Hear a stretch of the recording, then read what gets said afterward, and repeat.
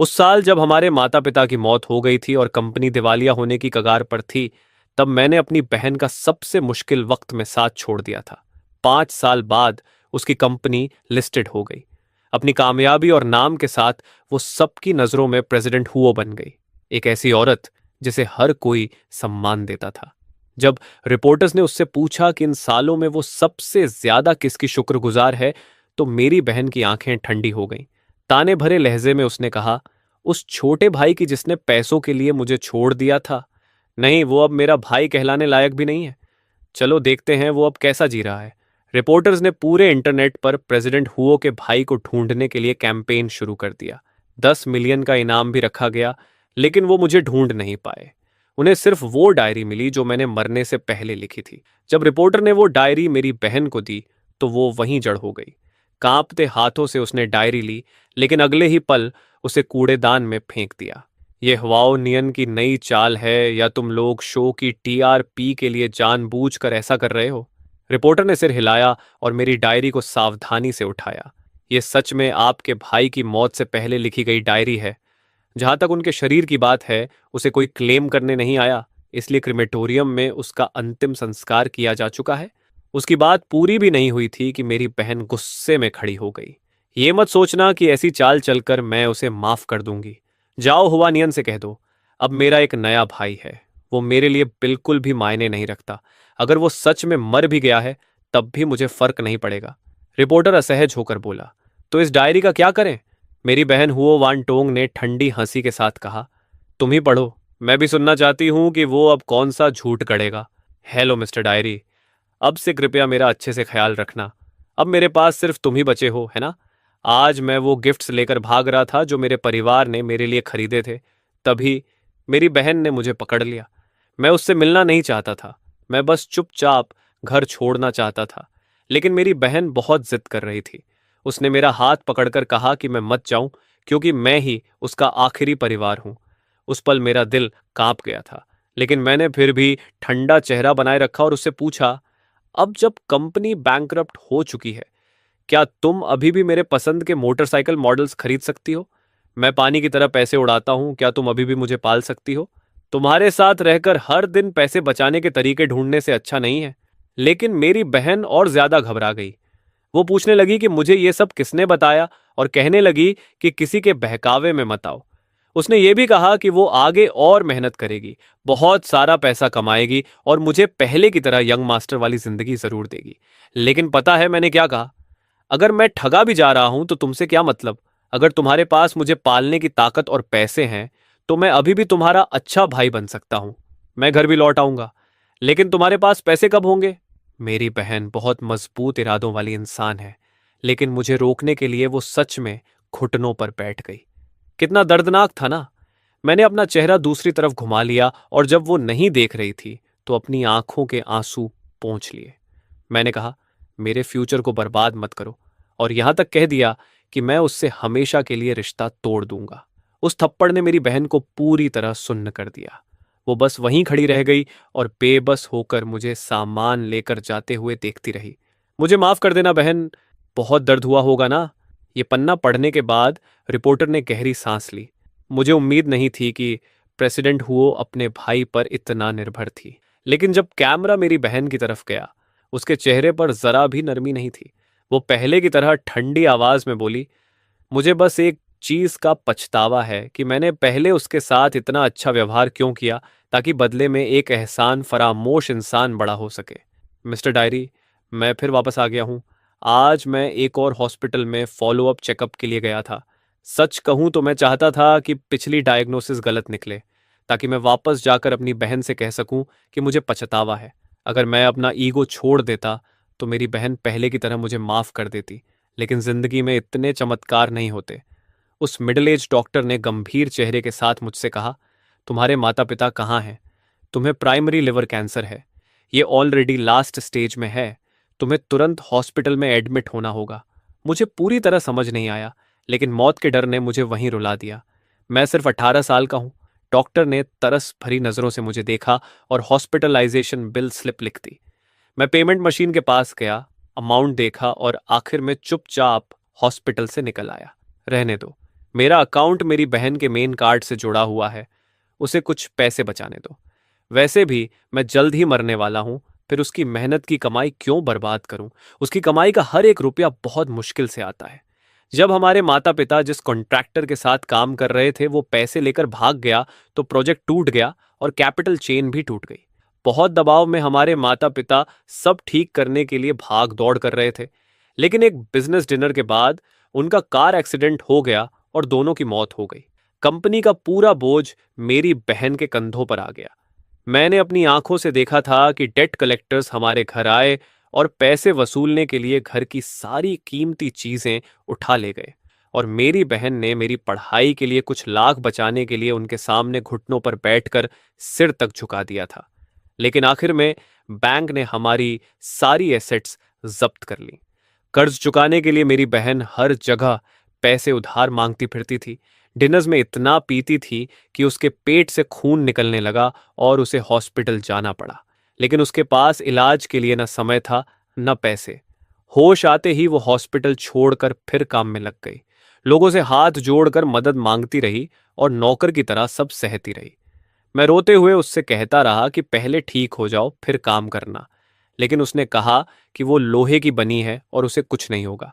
बताओ ना, मेरी बहन कितनी बेवकूफ है। असल में मैं उसका बोझ बांटना चाहता था। मैं उसे बताना चाहता था कि मुझे विदेश में पढ़ाई नहीं करनी। मैं पहले वाला बिगड़ा हुआ यंग मास्टर नहीं रहा। मैं सब कुछ छोड़ सकता था, पार्ट टाइम काम करके पैसे भी कमा सकता था और उसका सहारा बन सकता था। लेकिन मैंने कभी नहीं सोचा था कि इतने अहम वक्त पर मुझे दुनिया की सबसे महंगी बीमारी हो जाएगी। मिस्टर डायरी, क्या तुम्हें भी लगता है कि मैं पूरी तरह बेकार हूं? रिपोर्टर की आंखें लाल हो गईं। लगता है आपके भाई के जाने के पीछे सच में कोई छिपी हुई वजह थी। इतनी कम उम्र में लिवर कैंसर होना, यह सच में बहुत दुखद है। हुओ वांटोंग ने ठंडी हंसी के साथ कहा। बेचारा बनने का यह नाटक काफी अच्छा किया है। रिपोर्टर लिन, उसके झांसे में मत आओ। हुओ नियन झूठ बोलने में हमेशा सबसे आगे रहा है। जब वो छोटा था, उसने हमारे माता पिता से झूठ बोला था कि उसका टखना मुड़ गया है, जिससे पूरा परिवार घबरा गया था। सब उसके लिए भाग दौड़ करने लगे थे और उसे हॉस्पिटल तक ले गए थे। उसकी एक्टिंग हमेशा से बहुत अच्छी रही है। मुझे उम्मीद भी यही है। कल रात मुझे फिर से इंसोम्निया हुआ। ऐसा नहीं है कि मैं सोना नहीं चाहता, मैं सच में सो ही नहीं पा रहा हूँ। मेरी बीमारी और गंभीर होती जा रही है और दवाई खरीदे बिना मैं दर्द बिल्कुल सह नहीं सकता। लेकिन मेरे पास पैसे नहीं हैं, और अब एक और ज्यादा जरूरी समस्या है। अगर मैंने किराया नहीं दिया तो मकान मालिक मुझे बाहर निकाल देगा। फिर मुझे सच में पुल के नीचे सोना पड़ेगा, ठीक वैसे ही जैसे बचपन में मैं अपनी बहन से मजाक में कहा करता था। पहले मैं मार्शल आर्ट्स नॉवेल्स पढ़ता था और सोचता था कि पुल के नीचे सोने वाले बड़े हीरोज कितने कूल होते हैं। लेकिन अब बड़ा होने के बाद मुझे सच में बहुत डर लगता है। खर्च करने के लिए पैसे नहीं थे, इसलिए मेरे पास कोई और रास्ता नहीं बचा और मैंने मॉम और डैड के दिए हुए गिफ्ट्स ऑनलाइन बेचने के लिए डाल दिए। वो उन बहुत कम चीजों में से थे जिन्हें मैं अपने साथ लाया था। लेकिन जब लोग सच में उन्हें खरीदने के लिए मुझसे बात करने आए, तो मैं बार बार बहाने बनाकर उन्हें मना करता रहा। आखिर में मैं उनसे अलग ही नहीं हो पाया। अंत में मैं दर्द से इतना तड़प रहा था और भूख से इतनी बुरी हालत हो गई थी कि मैं और सह नहीं पाया और कार्ड से 500 निकाल लिए। माफ करना बहन, मैंने फिर तुम्हारे पैसे खर्च कर दिए। गरीब बनने के बाद मुझे पता चला कि मेरा पुराना पिकी ईटर वाला स्वभाव ठीक हो गया है। जब मैं भूख से लगभग बेहोश होने वाला था, तब मैंने दूसरों द्वारा कूड़ेदान में फेंके गए गंदे बंस तक उठाकर खाए। सच कहूं तो उनका स्वाद बुरा नहीं था। लगता है गरीबी यंग मास्टर की सारी आदतें ठीक कर देती हैं। मैं सुपरमार्केट गया और एक बैग स्टीम्ड बंस और एक बोतल मिनरल वाटर खरीदी। फिर हॉस्पिटल जाकर दवाई ली और बाकी पैसे किराए के लिए बचा लिए। मेरे टीचर ने फिर कॉल किया। उन्होंने कहा कि मुझे मेहनत से पढ़ाई करनी चाहिए, क्योंकि इतने अच्छे ग्रेड्स वाला स्टूडेंट अचानक क्लासेस छोड़ दे, ये बहुत अफसोस की बात है। मुझे डर था कि वो मेरी बहन से संपर्क कर लेंगे, इसलिए मैंने स्कूल छोड़ने की रिक्वेस्ट कर दी। लेकिन टीचर ने फिर भी मेरी बहन को कॉल कर दिया। अभी थोड़ी देर पहले मेरी बहन का फोन आया था। उसकी आवाज सख्त और ठंडी थी।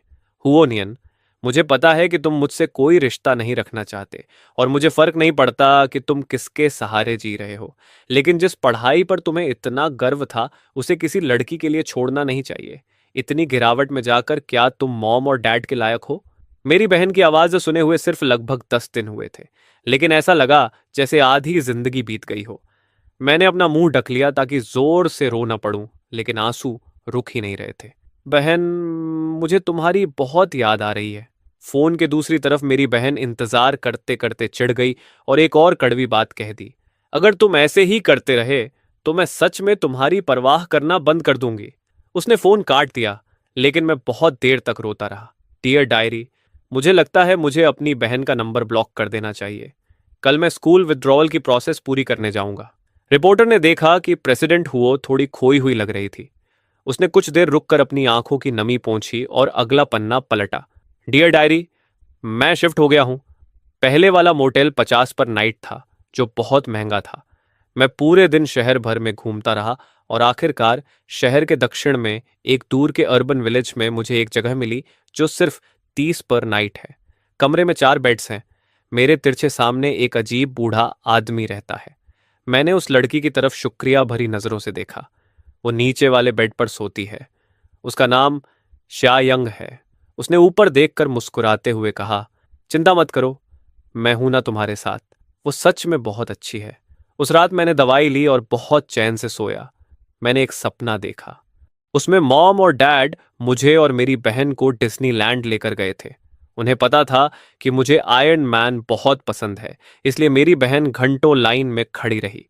जब आखिरकार उसकी बारी आई, उसने मेरा नाम पुकारा और मुझे आयरन मैन सूट पहने हुए आदमी के सामने धक्का देकर खड़ा कर दिया ताकि मैं अपने आइडल के साथ फोटो ले सकूं।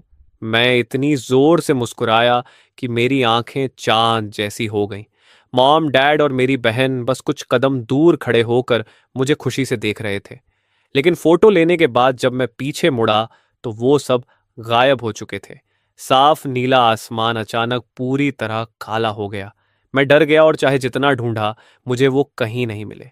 मैं अचानक ठंडे पसीने में भीगा हुआ जाग गया। सिस्टर श्यायांग ने चिंता से पूछा, तुम ठीक हो? मैंने सिर हिला दिया। उसने पूछा कि मैं यहाँ क्यों रह रहा हूँ। मैंने उसे सब सच बता दिया। पता नहीं क्यों, लेकिन मुझे उस पर पूरा भरोसा हो गया था। सब सुनने के बाद उसने कुछ नहीं कहा, बस मुझे गले लगा लिया। उसका हक बहुत गर्म और सुकून देने वाला था। उसने बताया कि वो अनाथ है। किशोर उम्र से ही वो सड़कों पर जी रही थी। बचपन से उसने हर तरह के लोग देखे थे और खुद को बचाने के बहुत तरीके सीख लिए थे। उसने कहा, तुम जैसे बच्चे को मेरी जरूरत है। सिस्टर शिया यांग ने मुझे पैसे बचाने के बहुत तरीके सिखाए, जैसे सुपरमार्केट जाकर एक्सपायर्ड फूड ढूंढना। कुछ सुपरमार्केट्स थोड़ा कंपेंसेशन दे देते हैं, कुछ नहीं देते, लेकिन एक्सपायर्ड खाना फ्री में ले जाने देते हैं। उसने मुझे वेजिटेबल मार्केट से दुकानदारों द्वारा फेंकी गई सब्जियों की पत्तियां उठाना भी सिखाया। सड़े हुए हिस्से हटाकर उबलते पानी में डालो और पेट भर लो।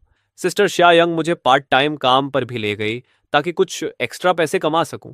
मैंने सिर्फ एक दोपहर में 60 युआन कमा ली। पैसे हाथ में पकड़कर पहली बार लगा कि मैं पूरी तरह बेकार नहीं हूं। मैंने सोचा, अगर मैं हर दिन इतना कमा सकूं तो मरने के बाद अपनी बहन के लिए कुछ पैसे छोड़ सकता हूं। ये सोचकर मैं जोर से हंस पड़ा। सिस्टर शियायांग ने मुझे ऐसे देखा जैसे मैं पागल हूं। सिर्फ 60 युआन पर इतना खुश हो रहे हो? उसने मेरे माथे पर उंगली मार कर कहा, तुम्हारी कोई बड़ी एम्बिशन नहीं है? उस अजीब बूढ़े आदमी से हर दिन बचकर रहने और पावर कट होने से पहले जल्दी नहाकर सो जाने की भाग दौड़ के अलावा, क्योंकि मोटेल में रात 10 बजे पानी और बिजली बंद हो जाती है, यहाँ रहना असल में काफी खुशहाल रहा है। फिर से बिजली जाने का समय हो गया है। Good night. रिपोर्टर ने नोटिस किया कि जब वो बूढ़े आदमी वाला हिस्सा पढ़ रहा था, तब हमेशा ठंडी रहने वाली प्रेसिडेंट हुओ ने चुपचाप अपनी मुट्ठियां भींच ली थीं। उसने सोचा शायद प्रेसिडेंट हुओ अपने भाई से उतनी नफरत नहीं करती जितनी दिखाती है, लेकिन अगले ही पल उसे लगा शायद ये उसका भ्रम है।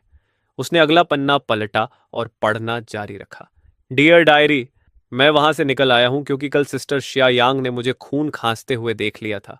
उसके पास खुद कोई बचत नहीं है, फिर भी वो मुझे डॉक्टर के पास ले जाने पर अड़ गई। मैंने उसे पहले कभी नहीं बताया था कि मैं बीमार हूं।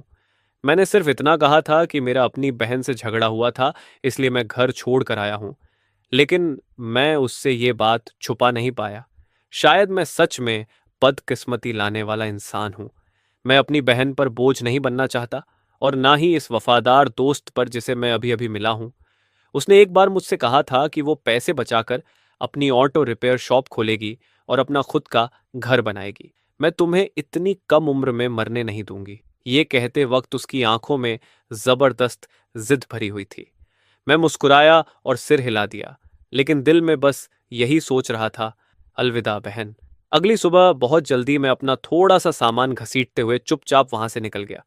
झुककर डायरी लिखते लिखते मेरे पैरों में सुन्नपन हो रहा है। एक सेकंड रुको, मुझे थोड़ा सांस लेना है। ठीक है, हाल ही में मेरी तबीयत और खराब हो गई है। अब मुझे खून की उल्टियां होने लगी हैं।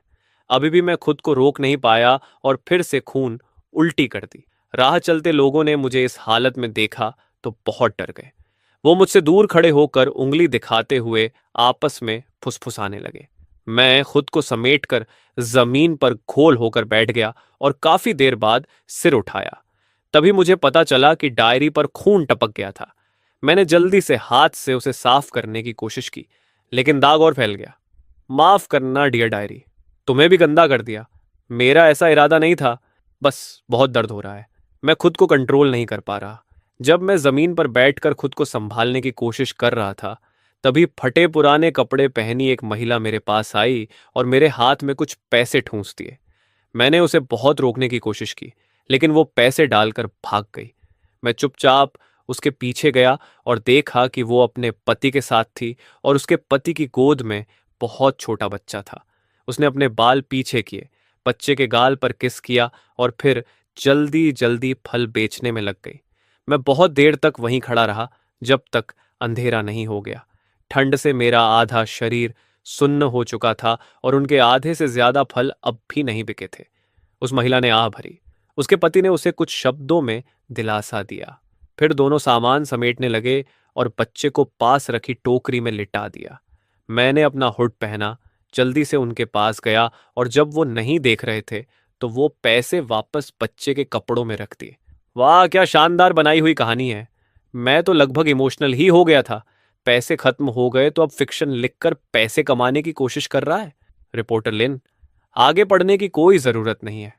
मैं भी बेवकूफ हूं जो यहां बैठकर इतना समय बर्बाद कर रही हूं, क्योंकि वो मरने का नाटक कर रहा है और मुझसे सामना करने की हिम्मत नहीं रखता, तो मैं उसे सच में मरा हुआ ही मान लेती हूं। वैसे भी मुझे कोई फर्क नहीं पड़ता। इतना कहकर वो बिना किसी लगाव के उठी और चली गई। इंटरव्यू अचानक वहीं खत्म हो गया, लेकिन ये इंटरव्यू एपिसोड बहुत वायरल हो गया। लोगों ने 5 साल पुरानी खबरें निकाल लीं कि जब प्रेसिडेंट हुओ ने अपने भाई से रिश्ता तोड़ा था, तब वो अक्सर साइकोलॉजिकल क्लिनिक जाया करती थी। लोगों ने अंदाजा लगाया कि माता पिता की मौत और भाई के धोखे की वजह से प्रेसिडेंट हुओ सीवियर डिप्रेशन में चली गई थी और कंपनी संभलने के बाद उसने एक नया छोटा भाई अडॉप्ट कर लिया। दूसरी तरफ प्रेसिडेंट हुओ के असली भाई की डायरी ने इंटरनेट पर जबरदस्त बहस छेड़ दी। कुछ लोग उसके भाई को अटेंशन सीकर कह रहे थे कि वो मरने का नाटक कर रहा है। उनका कहना था कि उसने पैसों के लिए अपनी बहन को छोड़ दिया था, उसे अकेले बैंक्रप्सी क्राइसिस का सामना करने के लिए छोड़ दिया, जिससे उसकी मेंटल हेल्थ पूरी तरह टूट गई।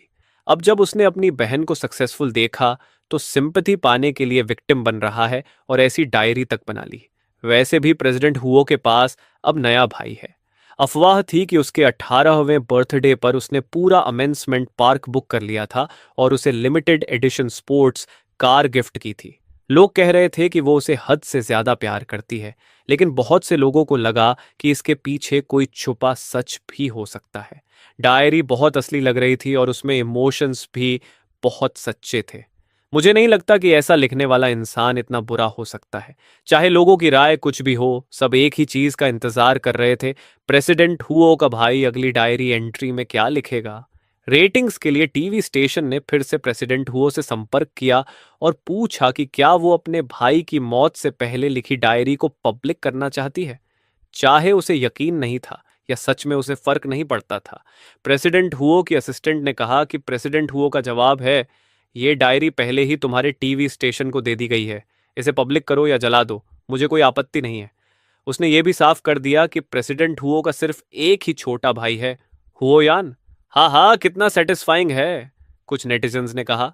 बहुत मजा आ रहा है। देखते हैं प्रेसिडेंट हुओ का भाई कब तक एक्टिंग करता है। उसे उसकी बिल्कुल परवाह नहीं है। परमिशन मिलने के बाद टीवी स्टेशन ने जल्द ही एक लाइव प्रोग्राम शुरू किया जिसका नाम था वाओ नियंस प्री डेथ डायरी। स्क्रीन पर रिपोर्टर बहुत गंभीर दिख रहा था। आप सबकी तरह मैंने भी ये डायरी पहले नहीं पढ़ी है। प्रेसिडेंट वाओ की परमिशन मिलने के बाद आज मैं इसे लाइव स्ट्रीम में सबके साथ शेयर करूंगा। उम्मीद है कि सभी लोग अपने शब्दों में थोड़ा नरम रहेंगे। लाखों लोग तुरंत लाइव स्ट्रीम में घुस गए। 1 मिनट के अंदर व्यूअर्स 1 मिलियन पार कर गए। सब रिपोर्टर लिन के डायरी खोलने का इंतजार कर रहे थे। उसी समय हुओ फैमिली रेजिडेंस में असिस्टेंट लिनयी ने प्रेसिडेंट हुओ की तरफ जटिल भावों से देखा। काफी देर हिचकिचाने के बाद उसने कहा, प्रेसिडेंट हुओ, प्रोग्राम शुरू होने वाला है। प्रेसिडेंट हुओ ने सिर तक नहीं उठाया। मैंने कहा था कि मैं उसके बारे में कोई खबर फिर से नहीं सुनना चाहती। रिपोर्टर लिन ने गहरी सांस ली और डायरी खोली। डियर डायरी, आज मुझे एक आवारा पप्पी मिला। पहले मैं इसमें पढ़ना नहीं चाहता था, लेकिन वो अपने घायल पैर को घसीटते हुए मेरे पीछे पीछे रोता हुआ आ रहा था। मैंने सोचा मेरी हालत में मैं उसकी ठीक से देखभाल भी नहीं कर पाऊंगा, इसलिए मैंने दिल कठोर किया और आगे बढ़ गया। लेकिन कुछ कदम चलने के बाद मैं वापस मुड़ा और उसे उठा लिया। उसी पल उस छोटे पीले कुत्ते की आंखें चमक उठीं। वो लगातार मेरी हथेली छाटने लगा। मैंने आ भरी। शायद उसे समझ आ गया था कि मेरा दिल बहुत नरम है। मैंने उसका नाम चांग शून रखा, उम्मीद करते हुए कि वो खुश रहे और लंबी जिंदगी जिए, मेरी तरह नहीं जिसकी जिंदगी बहुत छोटी रह जाएगी। मैं उसे पेट हॉस्पिटल ले गया। सिर्फ चेकअप फी ने ही मेरी जेब खाली कर दी। आगे सर्जरी के लिए 2000 युआन चाहिए थे। अगर सर्जरी नहीं हुई तो वो मर जाएगा। मैंने अपनी बाहों में चांगशुन को पकड़ा और डॉक्टर से बहुत सावधानी से पूछा कि क्या मैं उसे कुछ दिनों बाद सर्जरी के लिए वापस ला सकता हूं, क्योंकि मेरे पास पैसे नहीं थे। डॉक्टर ने कहा कि अब और देर नहीं हो सकती, ज्यादा से ज्यादा कल तक। चांगशुन को गोद में लेकर मैं पेट हॉस्पिटल से बाहर निकला और सड़क के कोने पर बैठकर खो गया। मैंने उससे कहा, तुम कितने बेवकूफ हो। इतने सारे अमीर लोगों के बीच तुम्हें मेरे जैसा मरता हुआ इंसान ही मिला, और ऊपर से मैं बहुत गरीब भी हूं। तुम्हारे लिए 2000 युआन मैं कहां से लाऊं। पपी मेरी बात नहीं समझ पाया। वो बस खुशी से अपनी पूंछ हिलाता रहा, क्योंकि उसे घर मिल गया था। उसे देखकर मेरी आंखें फिर भर आईं। आखिरकार मेरे पास एटीएम जाने के अलावा कोई रास्ता नहीं था। मैं झिझक रहा था, सोच रहा था कि बस आखिरी बार 2000 युआन निकाल लूं। बहन, ये आखिरी बार होगा जब मैं तुम्हारे पैसे खर्च करूंगा। लेकिन मेरी उम्मीद के उलट मेरी बहन ने मेरा सप्लीमेंट्री कार्ड बंद कर दिया था। मेरा दिल एक पल के लिए रुक सा गया, लेकिन ये समझ में आता था, मैं बहुत पहले ही कह चुका था कि मैं उससे रिश्ता खत्म करना चाहता हूं। उसके पास मुझे पैसे देने की कोई वजह नहीं थी। मैंने कभी दोबारा उससे संपर्क करने का नहीं सोचा था, लेकिन मेरे पास कोई और रास्ता नहीं था। चंगशुन की खातिर मैंने उसका नंबर ब्लैकलिस्ट से हटाया और उसे कॉल किया। फोन बहुत देर तक बजता रहा। जब मुझे लगा कि वो फोन नहीं उठाएगी, तभी आखिरकार उसने कॉल रिसीव किया। उसने ठंडी हंसी के साथ कहा, अब पछतावा हो रहा है? तुमने खुद मुझे ब्लॉक किया था और अब खुद ही संपर्क कर रहे हो। क्या तुमने नहीं कहा था कि तुम मुझसे रिश्ता तोड़ रहे हो, या फिर तुम्हारे पास पैसे खत्म हो गए हैं? जैसे ही उसने ये कहा, जो बातें मैं कहना चाहता था वो गले में ही अटक गईं। मेरा बहुत मन था कि मैं तुरंत फोन काट दूं, लेकिन मेरी बाहों में बैठे चांगशुन ने मुझे याद दिलाया कि मुझे क्या करना है। मुझे 2000 ट्रांसफर कर दो। कुछ देर की चुप्पी के बाद मेरी बहन ने कहा, इतने समय से तुमने मुझसे कोई संपर्क नहीं किया। तुम्हें ये तक परवाह नहीं कि तुम्हारी बहन ठीक से खा रही है या सो रही है। तुम्हें मेरी याद नहीं आती। तुम्हें सिर्फ पैसे चाहिए, है ना? मैंने अपने होंठ जोर से काट लिए। गले में नमकीन स्वाद भर गया, लेकिन मैंने उसे जबरदस्ती निगल लिया। तुम्हें पैसे चाहिए ना? मैं तुम्हें सब दे दूंगी। अब खुश हो? मुझे तुमसे कोई उम्मीद रखनी ही नहीं चाहिए थी। हुआ नियन, तुम सच में बहुत बेरहम हो। आज से हमारा भाई बहन का रिश्ता खत्म। ये कहकर उसने फोन काट दिया। मैं खुद को रोक नहीं पाया। मैं जमीन पर बैठ गया, चांगशुन को सीने से लगाकर उल्टियां करने लगा। बर्फ, चारों तरफ बहुत सारी बर्फ गिर रही थी, लेकिन काली सड़क पर गिरकर उसका कोई निशान नहीं दिख रहा था। चांगशुन बहुत डर गया था। वो लगातार रो रहा था और मेरे गाल चाट रहा था। मैंने उसे धीरे से सहलाकर शांत किया। बहुत दर्द हो रहा था, लेकिन मैं उस दर्द का आदी हो चुका था। सच कहूं तो मेरे दिल में उससे भी ज्यादा दर्द था। मैंने फोन देखा तो मेरी बहन ने 20,000 युआन ट्रांसफर किए थे। बैंक नोटिफिकेशन आया, आपके अकाउंट एंडिंग 0000 में करंट बैलेंस 20,000.00 RMB। तभी मुझे एहसास हुआ कि उसने मुझे ब्लॉक भी कर दिया है। मैं चांग शून को पकड़कर बहुत देर तक रोता रहा। मुझे समझ आ गया था कि अब मेरी बहन सच में मुझे अपनी जिंदगी से निकाल चुकी है। पहले मैं चाहता था कि वो मुझे भूल जाए और मुझसे रिश्ता तोड़ दे, लेकिन जब उसने सच में ऐसा किया तो मेरा दिल ऐसे टूटा कि सांस लेना भी मुश्किल हो गया।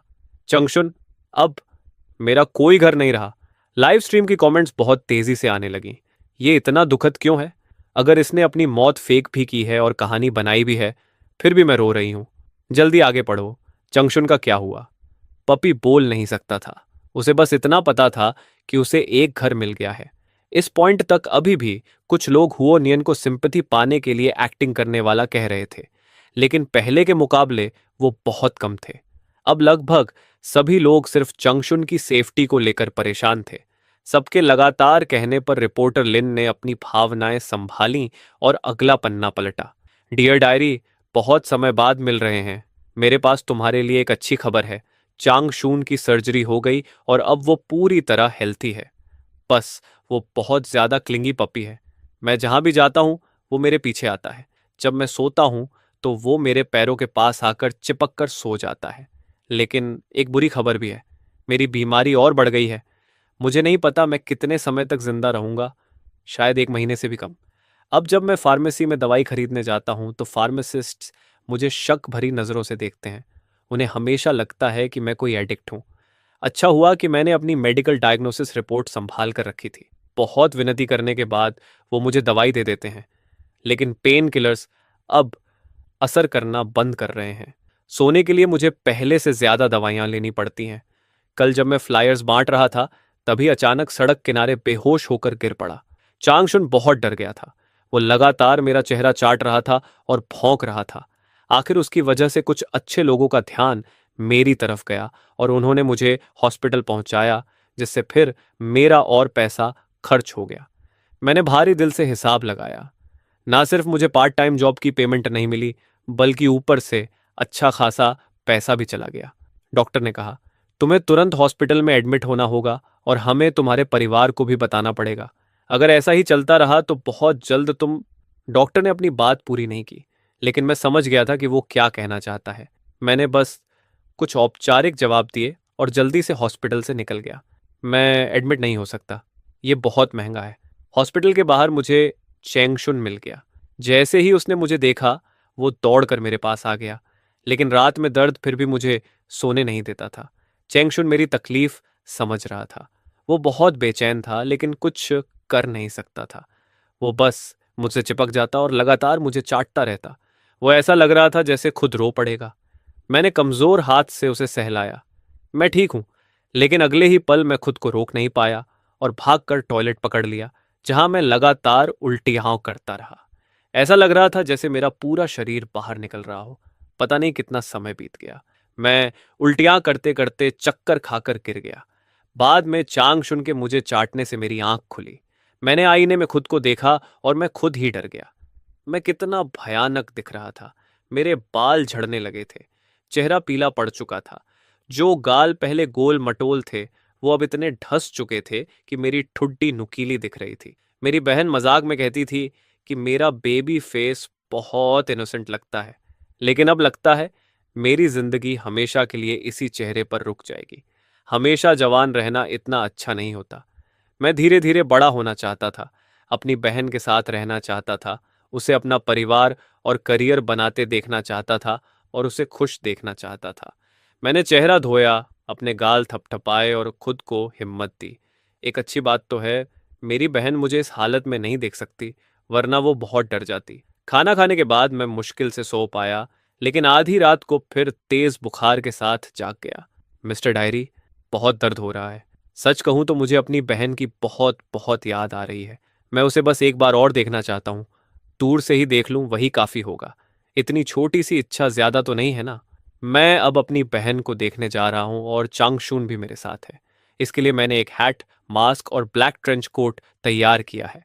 मैं किसी पापराज़ी की तरह कूल लग रहा हूँ। मुझे बस उसे एक बार दूर से देखना है। मिस्टर डायरी, मैं वापस आ गया हूँ।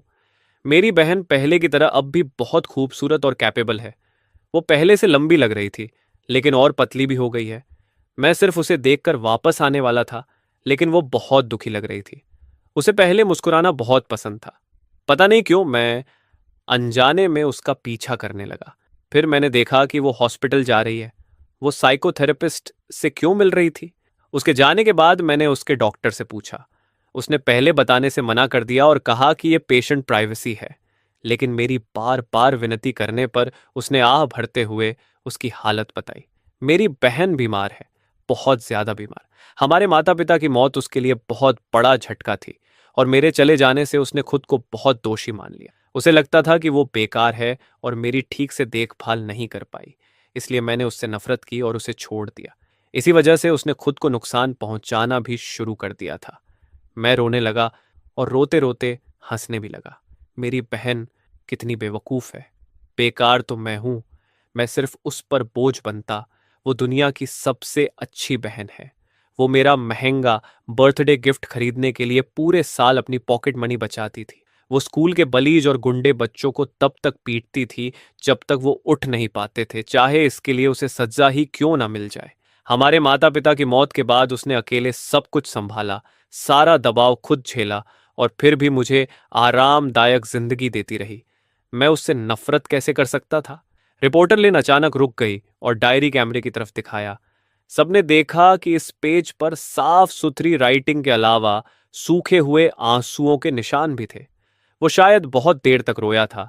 उसके आंसुओं ने डायरी के इस पन्ने को भिगो दिया था। रिपोर्टर की आंखें भी भर आईं। गला रूंधने की वजह से कांपती आवाज को संभालते हुए उसने पढ़ना जारी रखा। मैं बहुत बेकार हूं। मैं कुछ भी नहीं कर सकता। मैं बस बेबस होकर देखता रहा जब मेरी बहन मेरे सामने से गुजर गई, लेकिन मेरे पास आगे बढ़कर उसे गले लगाने की हिम्मत तक नहीं थी। जिस पल हमारी नजरें मिलीं, उसने बस नजरें हटा लीं। अब वो मुझे पहचान भी नहीं सकती। शायद ये सही ही है। मैं अभी किसी मॉन्स्टर जैसा दिखता हूं, इसलिए बेहतर है कि वो मुझे दोबारा कभी ना देखे। मैं उसे दुखी नहीं करना चाहता। मिस्टर डायरी, मैंने फैसला कर लिया है। इस तरह दर्द में तड़प तड़प कर मरने से अच्छा है कि मैं खुद अपनी जिंदगी खत्म कर दूं। क्या तुम्हें लगता है मैं सही कर रहा हूं? मेरी बीमारी ने सच में मुझे पागल सा बना दिया है। मैं अक्सर तुमसे और चंगशून से ऐसे बातें करता हूं जैसे तुम दोनों मुझे जवाब दे सकते हो। मैंने स्लीपिंग पिल्स खरीद ली हैं, लेकिन चांग शून्य का क्या? मैं उसे ऐसे अकेला नहीं छोड़ सकता। मैं चांग शून्य को अपनी बहन को देना चाहता हूं, ताकि वो उसका साथ दे सके और मेरी बहन भी अकेली ना रहे। मैं सच में बहुत स्मार्ट हूं, लेकिन अचानक मुझे याद आया कि कल मेरा बर्थडे है। मैं एक दिन और रुकूंगा। मैं अपने बर्थडे पर मरना नहीं चाहता। पिछले साल मेरे 17वें बर्थडे पर मॉम और डैड ने मेरे लिए limited edition gaming gear custom on order किया था। जब मैंने उसे खोला था तो डैड हंसते हुए मेरे कंधे पर हाथ रखकर बोले थे कि मैं सबसे कूल बच्चा हूं। मेरी बहन ने मेरे लिए एक मैकेनिकल वॉच तैयार की थी। उसका डायल चमक रहा था और वो बहुत महंगी थी। लेकिन वो सारे गिफ्ट्स बहुत पहले ही कर्ज के बदले ले लिए गए थे। अब मेरे पास सिर्फ वही सस्ते गिफ्ट्स बचे हैं। मैं उन्हें हर जगह अपने साथ लेकर घूमता हूँ।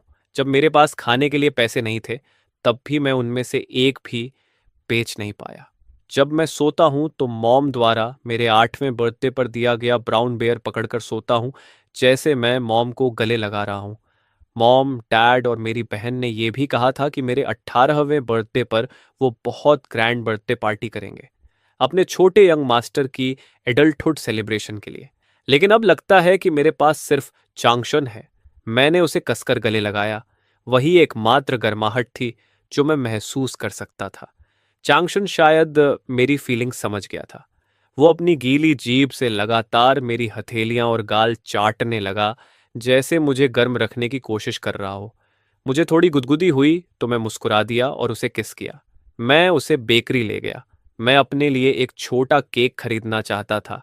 पहले बर्थडेज पर मॉम और डैड के 3-4 लेयर वाले केक भी मुझे पसंद नहीं आते थे। अब इतने समय बाद केक खाने की क्रेविंग इतनी बढ़ गई थी कि मुंह में पानी आ गया। लेकिन जब मैंने कुछ 100 युआन की कीमत देखी, तो मैं बहुत देर तक वहीं खड़ा रहा और पैसे खर्च करने की हिम्मत नहीं हुई। क्लर्क चिढ़कर मेरे पास आई और बोली, लेना है तो लो, नहीं तो जल्दी निकलो। फिर उसने मेरी बाहों में चांगशुन को देखा, भौहें सिकोड़कर कहा कि स्टोर में पेट्स अलाउड नहीं है। लेकिन मैंने अभी थोड़ी देर पहले एक लड़के को पूडल के साथ अंदर जाते देखा था। शायद इसलिए क्योंकि चांगशुन बहुत गंदा था। मेरे पास उसे ग्रूमिंग कराने के पैसे नहीं थे। मैंने बार बार माफी मांगी और सबसे सस्ता 20 युआन वाला चॉकलेट कपकेक खरीद लिया। मैं चांगशून को लेकर पार्क की बेंच पर बैठ गया। मेरे पास कैंडल नहीं थी, इसलिए मैंने बस अपने दिल में उन्हें इमेजिन किया। मैंने आंखें बंद की और अपनी विशेस मांगी। मैं चाहता हूं चांगशुन हमेशा सुरक्षित रहे। मैं चाहता हूं मेरी बहन सफल हो, लंबी उम्र जिए और हमेशा खुश रहे। आंखें खोलकर मैंने केक चांगशुन को खिलाया। वो बहुत खुशी से खा रहा था, जैसे सच में मेरे अडल्टहुड सेलिब्रेशन का हिस्सा हो। मुझे खुद केक बहुत खाने का मन था, लेकिन कुछ बाइट्स लेने के बाद ही मैं झुककर सब उल्टी कर बैठा।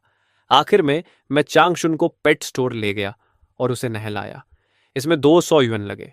मालिक ने कहा कि उसने इतना समझदार डॉग पहले कभी नहीं देखा। फिर मैं साफ सुथरे अच्छी खुशबू वाले चांगशुन को वापस लेकर आया। मैंने गहरी सांस ली। चांगशुन मेरे लिए भगवान का दिया हुआ गिफ्ट है। अब मैं ये गिफ्ट अपनी बहन को देना चाहता हूँ। उम्मीद है वो मेरी तरफ से चेंगशुन का ख्याल रखेगी और चेंगशुन मेरी जगह उसका साथ देगा। कार्ड में जो 20,000 युएन है, वो भी मैं चुपचाप उसके दरवाजे के नीचे सरका दूंगा। अगर कुछ अनएक्सपेक्टेड नहीं हुआ तो ये डायरी अब अपडेट नहीं होगी, क्योंकि कल मैं मॉम और डैड से मिलने दूसरी दुनिया जा रहा हूँ। मिस्टर डायरी, मुझे तुम्हारी याद आएगी। चांगशुन, मैं तुम्हें भी आशीर्वाद दूंगा। और बहन, मैं हमेशा हमेशा तुम्हारी देखभाल करूंगा। मुझे लगा कहानी यहीं खत्म हो गई, लेकिन रिपोर्टर लिन ने इंस्टिंक्टिवली अगला पन्ना पलटा और वहां लिखे शब्द देखकर जम गई। माफ करना चांगशुन, मैं तुम्हारा ठीक से ख्याल नहीं रख पाया। मेरी बहन ने सोचा कि तुम किसी के पालतू डॉग हो, या शायद वो तुम्हें नहीं चाहती थी। मैं थोड़ी दूर छिपा हुआ था और सोच रहा था कि वो तुम्हें अपनाने के बाद ही मैं जाऊंगा। लेकिन चंगशुन अपनी लीश तोड़कर मेरी तरफ भाग आया। अगर अगर मैंने तुम्हें खुद उसके हाथों में दिया होता तो क्या तुम बच जाते?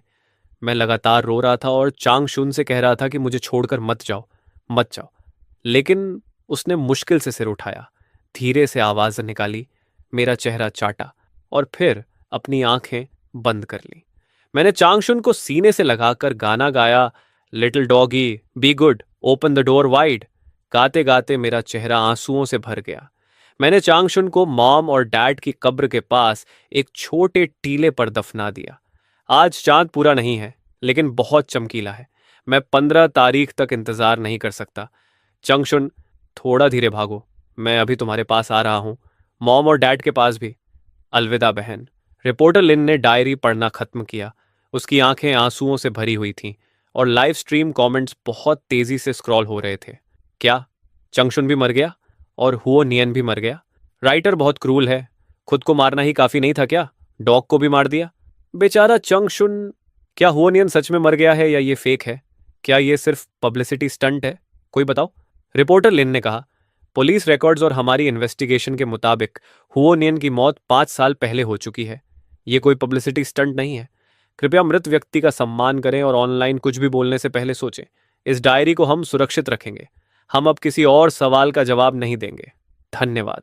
इसके बाद रिपोर्टर लिन ने लाइव स्ट्रीम बंद कर दी, लेकिन नेटिजन्स की क्यूरियोसिटी शांत नहीं हुई। इसलिए वो प्रेसिडेंट हुओ के वीबो पर मैसेजेस की बांट ले आए। इतने कमेंट्स और सर्चेस हुए कि वो ट्रेंडिंग सर्चेस में पहुंच गया।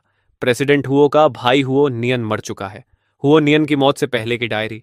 क्या प्रेसिडेंट हुओ के भाई की मौत सच है? क्या यह डायरी सच है? इसी बीच डायरी में जिस लड़की का जिक्र था, उसने ऑनलाइन एक पोस्ट किया। क्या नियन नियन सच में मर गया? उस समय बिना बताए चले जाने के लिए मुझे माफ कर दो। मैंने उसे बहुत ढूंढा, लेकिन मैं उसे ढूंढ नहीं पाई। मैं उसके साथ खड़ी नहीं रह सकी। अगर मैं उसे पहले डॉक्टर के पास ले जाती तो वो इतनी जल्दी नहीं मरता और उसे इतनी तकलीफ भी नहीं झेलनी पड़ती। ज्यादातर लोगों को अब भी शक था, लेकिन फिर उसने हुआ नियन के साथ अपनी एक फोटो पोस्ट की।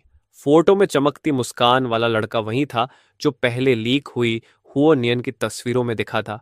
तभी सबको यकीन हुआ। नेटाइजन्स पूरी तरह टूट गए। अब उन्हें यकीन हो गया कि डायरी सच थी। पूरा इंटरनेट हुआओ नियन और चांग शून्य के लिए शोक मनाने लगा। शेयर्स मिलियंस में पहुंच गए और ट्रेंडिंग टॉपिक्स एक के बाद एक फटने लगे। नियान नियन और चंगशुन, हम तुम्हें घर ले जा रहे हैं। नियान नियन और चांगशुन, क्या तुम दूसरी दुनिया में ठीक हो? ये सब आखिरकार प्रेसिडेंट हुओ की असिस्टेंट तक पहुंच गया। उसने काफी देर तक फोन को घूरा और हिचकिचाते हुए बोला, प्रेसिडेंट हुओ, क्या आपने 5 साल पहले एक क्रीम रंग का डॉग देखा था, छोटा सा? प्रेसिडेंट हुओ ने उलझन में उसे देखा और कुछ देर बाद सिर हिलाया। उस दिन जब मैं काम से घर लौटी थी तो मैंने गेट के पिलर से बंधा एक छोटा डॉग देखा था। उसका पूरा शरीर क्रीम कलर का था और उसकी छोटी पिंक नोज थी। वो बहुत साफ और बहुत प्यारा था। एक नज़र में पता चल रहा था कि वो किसी का पेट है। मुझे याद है कि उसे भी छोटे एनिमल्स बहुत पसंद थे, इसलिए मैं उसके पास गई और उसे प्यार किया। वो डॉग बहुत शांत था और लगातार अपनी टेल हिला रहा था। मुझे लगा उसका ओनर जल्दी लौट आएगा, इसलिए मैं अंदर चली गई। थोड़ी देर बाद बाहर बहुत शोर हुआ। मैं विंडो के पास गई और देखा कि सड़क के बीच एक लड़का उस छोटे डॉग को पकड़कर रो रहा था। वो बहुत बुरी तरह टूट कर रो रहा था। वही शायद उसका ओनर था। मैंने सुना कि डॉग ने काफी देर तक अपने ओनर को नहीं देखा तो वो बेचैन हो गया, लीश तोड़कर भागा और कार से टकराकर मर गया। असिस्टेंट वहीं जम गया। तभी उसके फोन पर नोटिफिकेशन आई। उसने नीचे देखा, अभी अभी भेजी गई फाइल को खोला और उसका दिल धड़क उठा। प्रेसिडेंट हुओ, माफ कीजिए, हाल ही में मैंने आपकी जानकारी के बिना डायरी और आपके भाई की वेयरहाउस की जांच की। वो सच में मर चुका है। पुलिस ने 5 साल पहले उसका डेथ सर्टिफिकेट रजिस्टर किया था। ये सच है, इसे फेक नहीं किया जा सकता। उसने जहर खाकर सुइसाइड किया था। वो डायरी भी असली है। ये कहने के बाद असिस्टेंट में हिम्मत नहीं थी कि वो प्रेसिडेंट हुओ के चेहरे की तरफ देख सके। उसने बस ट्रेंडिंग टॉपिक्स उसकी तरफ बढ़ा दिए। देखिए हुओनियन ने क्या सहा। आज उसकी डायरी पूरे इंटरनेट पर पब्लिक हो चुकी है। मुझे लगा आपको यह जानना चाहिए। दरवाजे तक जाते हुए उसने धीरे से कहा, आपके भाई ने सच में बहुत कठिन जिंदगी झेली। प्रेसिडेंट हुओ के ऑफिस से बाहर निकलते हुए असिस्टेंट लिन यी ने धीरे से दरवाजा बंद कर दिया। उस हल्की सी क्लिक के बाद ऐसा लगा जैसे पूरी दुनिया बाहर बंद हो गई हो। ऑफिस के अंदर सिर्फ हुओ वानतोंग बची थी और उसके हाथों में वो भारी इन्वेस्टिगेशन फाइल। हवा तक भारी हो गई थी। जो ठंडापन और बेपरवाही उसने इतने सालों से मजबूरी में ओढ़ रखी थी, वो फटे हुए गुब्बारे की तरह एक पल में खत्म हो गई। उसमें इतनी हिम्मत भी नहीं थी कि वो तुरंत फाइल खोल सके। उसकी ठंडी उंगलियां बस कागज के किनारों को छूती रहीं। उसका दिमाग बार बार उस इंटरव्यू पर जा रहा था। जब रिपोर्टर ने डायरी निकाली थी तब उसका दिल अजीब तरीके से एक पल के लिए सिकुड़ गया था। जब उसने डायरी की बातें सुनी थीं, वो छोटे छोटे शक और दर्द जिन्हें उसने जबरदस्ती दबा दिया था फिर से बाहर आने लगे थे। खासकर वो लाइन, मैं चांग शून को अपनी बहन के पास छोड़ना चाहता हूं ताकि उसका साथ रहे। उस समय उसे लगा था कि ये हुओ नियन का एक और झूठ है, लेकिन अब वही बातें जहरीली सुइयों की तरह उसके दिल में एक एक करके चुभ रही थीं। कांपते हाथों से उसने आखिर फाइल खोली। पहला पेज पुलिस डेथ सर्टिफिकेट की कॉपी था, काले सफेद रंग में ठंडे और आधिकारिक अंदाज में छपा हुआ। नाम कट्टूरियेश हुओनियन, जेंडर मेल, मौत की तारीख 5 साल पहले की वही पतझड़।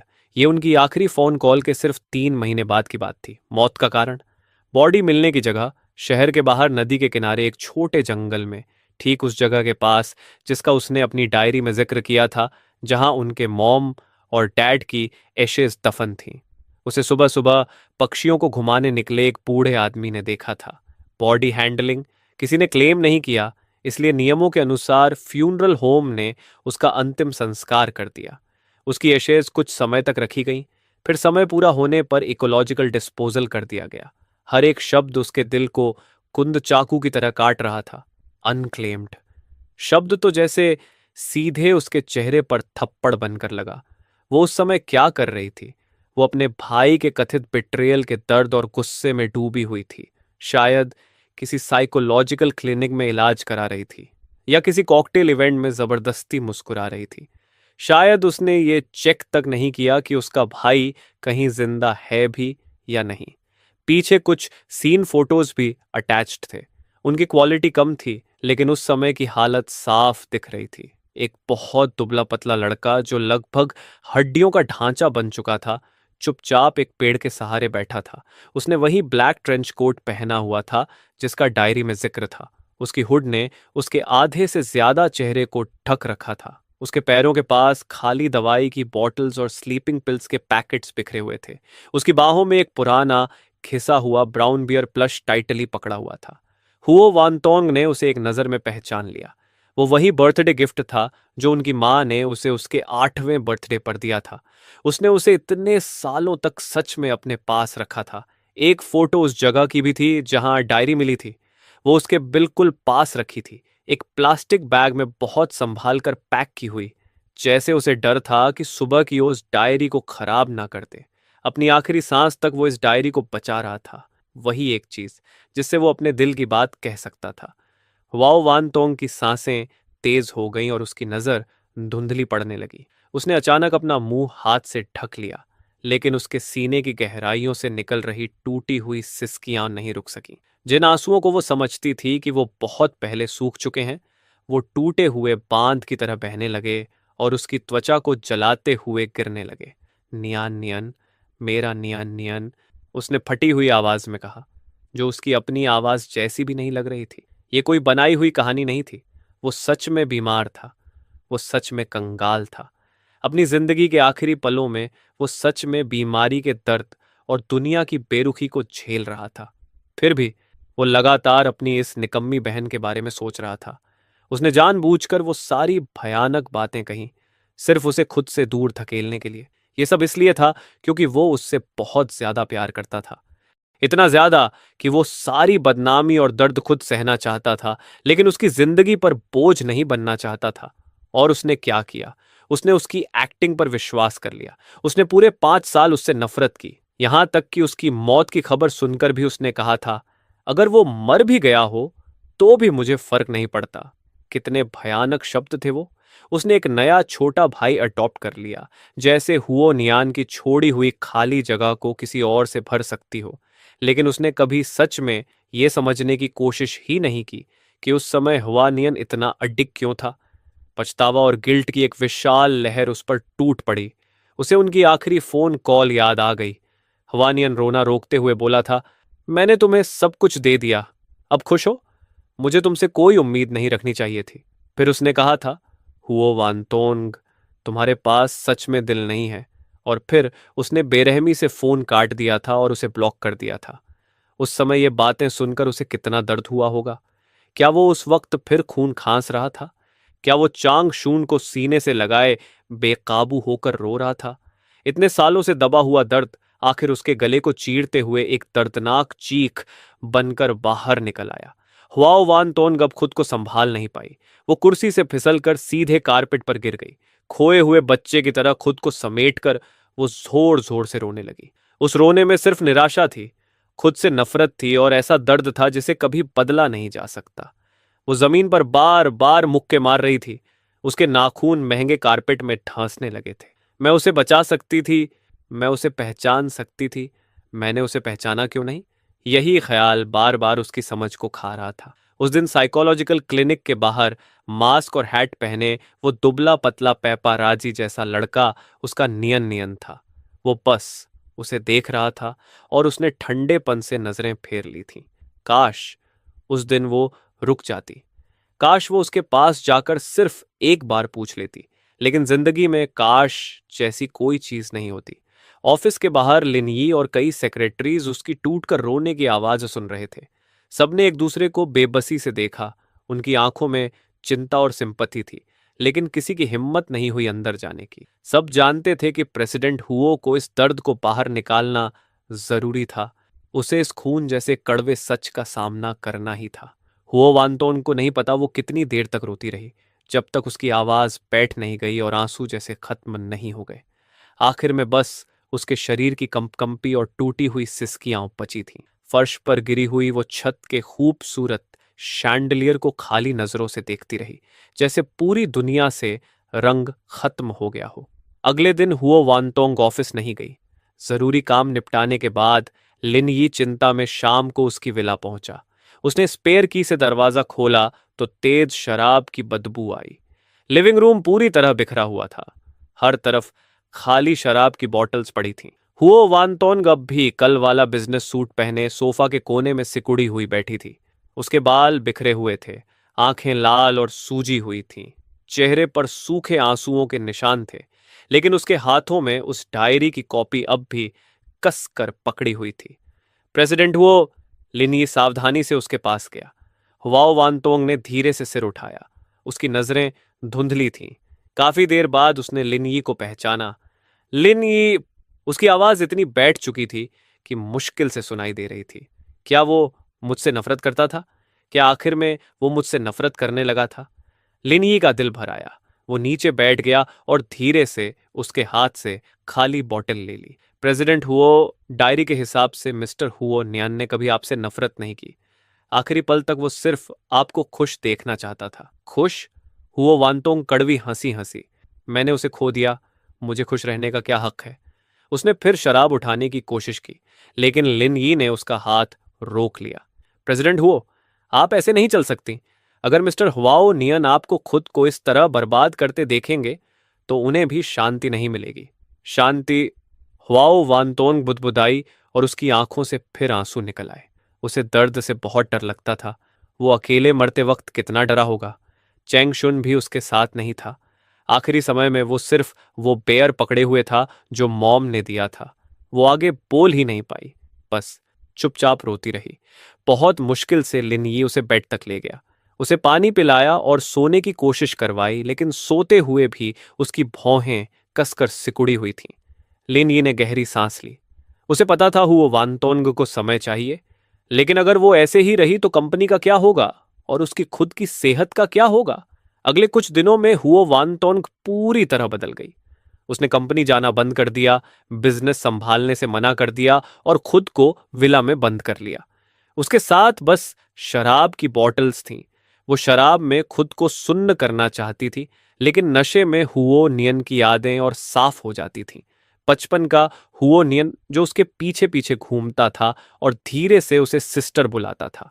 उसकी टीनेज रिबेलियन वाली ऑकवर्ड उम्र, और आखिर में वो दुबली परछाई जो अंधेरे में पप्पी की बॉडी पकड़े रो रही थी। जिस अडॉप्टेड भाई हुओ यू को उसने नाम के लिए अपनाया था, उसने विदेश से वीडियो कॉल किया। स्क्रीन पर वो चेहरा देखकर जो थोड़ा नियन नियन जैसा लगता था, लेकिन उसकी दौलत से सजाया गया था, हुओ वांटोंग को अचानक घिन और गिल्ट महसूस हुआ। वो क्या कर रही थी? क्या वो एक रिप्लेसमेंट ढूंढ रही थी? ये हुओ यू के साथ भी गलत था, और नियान नियान के लिए तो और भी बड़ा अपमान। स्क्रीन के दूसरी तरफ हुओ यू की चिंतित शक्ल देखकर वो अचानक बेकाबू होकर चिल्ला पड़ी। हुओ यू डरकर चुप हो गया। कुछ ही समय बाद उसने हुआओ यू को एक बेहतरीन बोर्डिंग स्कूल विदेश भेज दिया और उसके नाम एक बड़ा ट्रस्ट फंड सेट कर दिया, जिससे वो पूरी जिंदगी आराम से जी सके। उसने हुआओ यू को ईमेल में सिर्फ एक लाइन लिखी, आई एम सॉरी, मैं अच्छी बहन नहीं हूं, अपनी जिंदगी खुद जियो। उसने उस रिप्लेसमेंट से सारे रिश्ते खत्म कर दिए, जैसे ऐसा करने से अपने असली भाई का कर्ज थोड़ा कम कर सके। कंपनी का बिजनेस तेजी से गिरने लगा और शेयर होल्डर्स शिकायतों से भर गए। मीडिया ने भी खबरें चलानी शुरू कर दी कि प्रेसिडेंट हुओ पर्सनल रीजंस की वजह से मेंटल ब्रेकडाउन का शिकार हो गई है।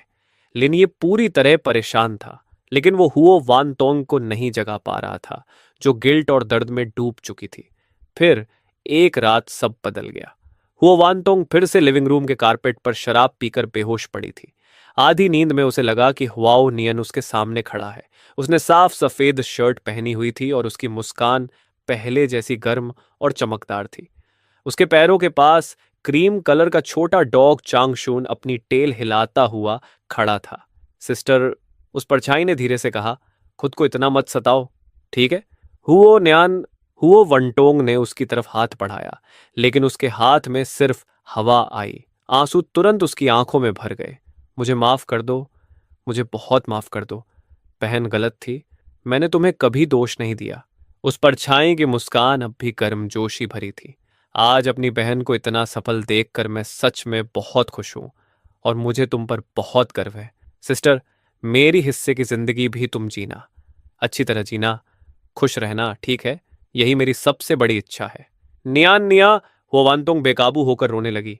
मुझसे वादा करो सिस्टर, उस परछाई का शरीर धीरे धीरे धुंधला होने लगा और उसकी आवाज दूर जाती हुई लगने लगी। मैं वादा करती हूं, सिस्टर तुमसे वादा करती है। हुआओ वानतोंग चीखते हुए अचानक कारपेट से उठकर बैठ गई। लिविंग रूम पूरी तरह खाली था। सिर्फ खिड़की से आती चांदनी थी। वहां हुआओ न्यान का कोई निशान नहीं था, लेकिन वो सपना बेहद साफ था और नियान नियन की बातें अब भी उसके कानों में गूंज रही थीं। एक बार फिर दुख की भारी लहर उस पर टूटी, लेकिन इस बार उस दुख के बीच एक हल्की मगर मजबूत ताकत भी थी। हाँ, नियन नियन आखिरी पल तक उसे खुश देखना चाहता था। अगर वो खुद को ऐसे ही बर्बाद करती रही तो ऊपर से नियन नियन कितना दुखी होगा। वो नियन नियन को निराश नहीं कर सकती थी और ना ही उसके सैक्रिफाइस को बेकार जाने दे सकती थी। अगली सुबह जब लिन यी फिर चिंता में विला पहुंचा तो वो हैरान रह गया। हुआ वानतोंग पहले से जाग चुकी थी। उसने नहा लिया था और साफ कपड़े पहन लिए थे। उसका चेहरा अब भी पीला और थका हुआ था, लेकिन उसकी आंखें अब खाली और बेजान नहीं थीं। उनमें एक कठोर साफपन और दृढ़ निश्चय था। हुआ वंतोंग की आवाज अब भी बैठी हुई थी, लेकिन बहुत शांत थी। लिन, ये मेरे लिए सबसे अच्छे प्राइवेट डॉक्टर से कांटेक्ट करो। मुझे पूरा बॉडी चेकअप चाहिए और आज दोपहर बोर्ड मेंबर्स की वीडियो कॉन्फ्रेंस अरेंज करो। मिस हुओ, आप मैं ठीक हूं। हवाओ वानतोंग ने उसकी बात काट दी और खिड़की के बाहर चमकती धूप को देखते हुए बोली, या यूं कहो, मुझे ठीक होना ही होगा, नियन नियन के लिए और अपने पापों का प्रायश्चित करने के लिए। हैरान कर देने वाली इच्छा शक्ति के साथ हुआओ वानतोंग ने खुद को फिर से बनाना शुरू किया। उसने डॉक्टर्स का पूरा साथ दिया, शराब छोड़ दी, खुद को खाने और सोने के लिए मजबूर किया और धीरे धीरे नॉर्मल लाइफ में वापस आने लगी। वो फिर से काम में डूब गई और पहले से भी ज्यादा सख्ती और एफिशिएंसी के साथ कंपनी संभालने लगी। उसने जल्दी ही कंपनी के गिरते हालात को संभाल लिया, लेकिन जो लोग उसे जानते थे वो समझ रहे थे कि पहले वाली वो अब नहीं रही। उसके अंदर जो थोड़ी बहुत गर्माहट थी वो भी खत्म हो चुकी थी। अब वो एक ठंडी सटीक वर्किंग मशीन जैसी बन गई थी, जैसे अंतहीन काम ही उसके दिल के खालीपन को भर सकता था। लेकिन काम के बाहर उसने एक सीक्रेट और मुश्किल मिशन शुरू किया। वो हुओनियन की जिंदगी के आखिरी दिनों का हर निशान ढूंढना चाहती थी।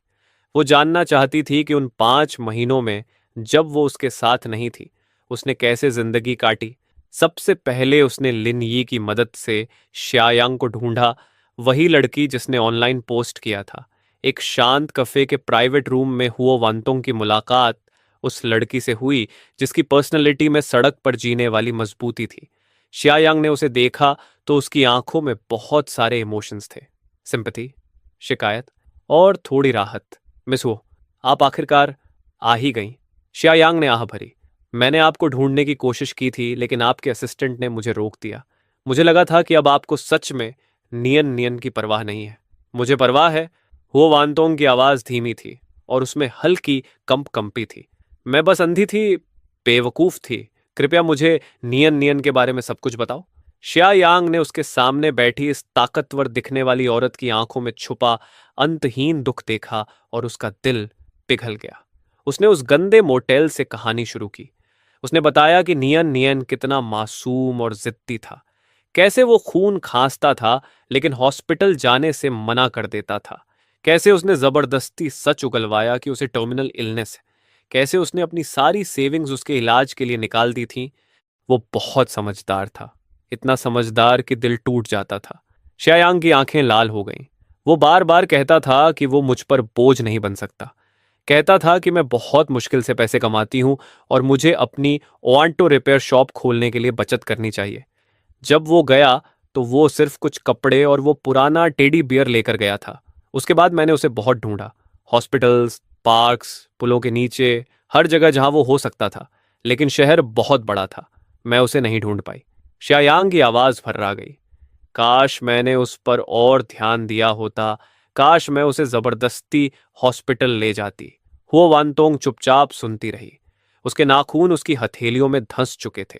जब वो उससे नफरत करने में व्यस्त थी, तब एक पूरी तरह अजनबी लड़की उसके भाई को थोड़ी सी गर्माहट और सहारा दे रही थी और उसे ढूंढने के लिए पागलों की तरह भटक रही थी। लेकिन वो, उसकी अपनी सगी बहन, कुछ भी नहीं कर पाई। हवाओ वानतोंग ने गहरी सांस ली और गंभीर आवाज में कहा, थैंक यू श्यायांग, उसके सबसे मुश्किल समय में उसका साथ देने के लिए धन्यवाद। अगर तुम्हारी कोई इच्छा हो या किसी मदद की जरूरत हो तो बस बता देना। शियायांग ने सिर हिलाया। मुझे कुछ नहीं चाहिए। मैंने वो पोस्ट किसी फायदे के लिए नहीं किया था। मैं बस चाहती थी कि दुनिया जाने कि नियन नियन अच्छा बच्चा था। वो गलत समझे जाने के लायक नहीं था। मिस वो, अगर आप सच में उसके लिए कुछ करना चाहती हैं तो बस अपनी जिंदगी अच्छे से जियो, उसकी मौत को बेकार मत जाने दो। श्यायांग की बातें बिल्कुल उसी तरह थीं जैसे नियन नियन ने उसके सपने में कहा था, और वो सीधे उसके दिल पर लगी। कैफे से निकलने के बाद हुआओ वानतोंग श्यांग यांग के दिए क्लूज के आधार पर उस अर्बन विलेज पहुंची। कई साल गुजर चुके थे। वो जगह अब तोड़कर एक नया शॉपिंग मॉल बना दिया गया था। वो भीड़-भाड़ वाले इंटरसेक्शन पर खड़ी होकर सोचने लगी कि नियन नियन ने यहां कैसे स्ट्रगल किया होगा, कैसे वो उस क्रीपी बूढ़े आदमी से बचता होगा, और कैसे कुछ दर्जन युआन कमाकर खुश हो जाता होगा। उसके सीने में दर्द उठने लगा। वो सुपरमार्केट गई, वेट मार्केट गई, जिनका डायरी में जिक्र था, यहां तक कि उस पेट हॉस्पिटल भी पहुंची। पेट हॉस्पिटल का मैनेजर अब भी वही था। हुओ वानटोंग ने अपने फोन में सेव हुओ नियन की एक फोटो दिखाई, जिसमें वो 17 साल की उम्र में बेफिक्र मुस्कुरा रहा था।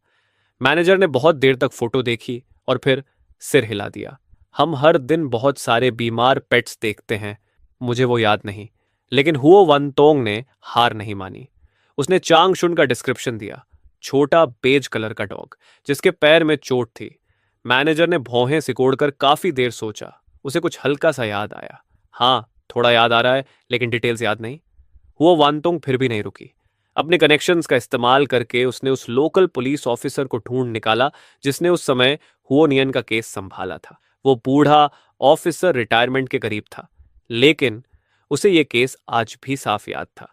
वो बूढ़ा ऑफिसर हुओ वानतोंग को नदी किनारे उस छोटे जंगल में ले गया जहां हुओ नियन की बॉडी मिली थी। उसने नदी के पास खड़े एक बड़े पेड़ की तरफ इशारा किया और आह भरते हुए कहा, वो बच्चा सच में बहुत बेचारगी भरी हालत में था। उसे देखकर दिल टूट जाता था। वो यहीं था, बिल्कुल शांत, जैसे बस सो गया हो। हमने बहुत इन्वेस्टिगेशन की, लेकिन फाउल प्ले का कोई सबूत नहीं मिला। हमने उसकी डायरी भी पढ़ी थी। ये साफ सुइसाइड था। उसके पास ज्यादा कुछ नहीं था, बस वो स्टफ्ड टॉय, वो डायरी और थोड़े से छुट्टे पैसे। हमने नियम के मुताबिक उसके परिवार को ढूंढने के लिए नोटिस भी जारी किए थे, लेकिन कोई उसे लेने नहीं आया। बूढ़े ऑफिसर ने हुओ वनतोंग की तरफ देखा और अपनी बाकी बात निकल गया।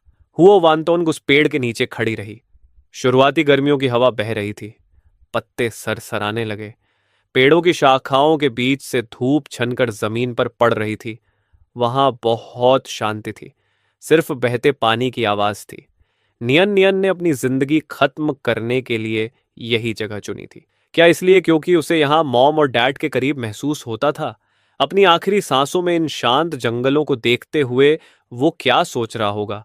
क्या उसे बचपन याद आ रहा होगा, वो दिन जब मॉम और डैड हमें पिकनिक पर ले जाते थे? हुओ वानटोंग धीरे से नीचे बैठ गई और पेड़ की खुरदरी छाल को सहलाने लगी, जैसे अभी भी उसे अपने भाई की बची हुई गर्माहट महसूस हो सकती हो। आंसू चुपचाप उसके चेहरे से बहकर मिट्टी में गिरते रहे। नियन नियन, तुम्हारी बहन आ गई है। माफ करना, मैं बहुत देर से आई, उसने टूटती आवाज में फुसफुसाया।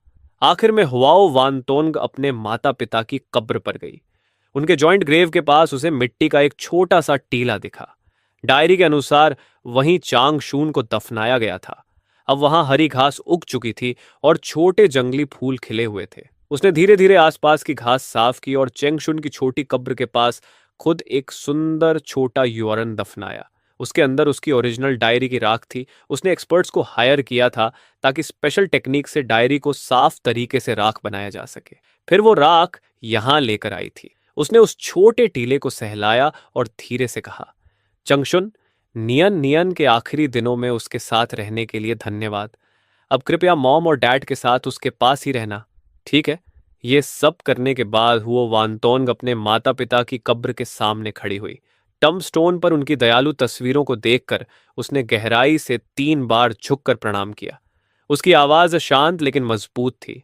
मॉम, डैड, माफ कीजिए, मैं अपने भाई का ख्याल नहीं रख पाई, लेकिन मैं आपसे वादा करती हूं, अब से मैं नियान नियन की हिस्से की जिंदगी भी अपने साथ लेकर जीऊंगी। मैं कुछ ऐसा करूंगी जिससे उसकी मौत बेकार ना जाए। शहर लौटने के बाद हवा वंतोंग ने एक बड़ा फैसला लिया। उसने प्रेस कॉन्फ्रेंस रखी और अनाउंस किया कि उसकी पर्सनल एसेट्स का बड़ा हिस्सा नए बने नियन चंगशंग चैरिटी फाउंडेशन में लगाया जाएगा। इस फाउंडेशन के दो मुख्य उद्देश्य थे। पहला, गरीब टीनेज कैंसर पेशेंट्स की मेडिकल एक्सपेंसेस और साइकोलॉजिकल सपोर्ट में मदद करना। दूसरा, स्ट्रे एनिमल्स को रेस्क्यू करना, उनके लिए प्रॉपर शेल्टर्स और अडॉप्शन सिस्टम बनाना। प्रेस कॉन्फ्रेंस में पहली बार हुओ वंतोंग ने पब्लिक में अपने भाई हुओनियन के बारे में खुलकर बात की। बहुत डिटेल्स बताए बिना उसने बस इतना कहा, मेरे भाई हुओनियन को अपनी जिंदगी में अजनबियों से काइंडनेस मिली थी और उसने लाइफ की बेरहमी और दर्द भी झेला। इस फाउंडेशन को बनाने का मकसद उसकी याद को सम्मान देना है और उन लोगों की मदद करना है जो अभी भी बीमारी और मुश्किलों से लड़ रहे हैं।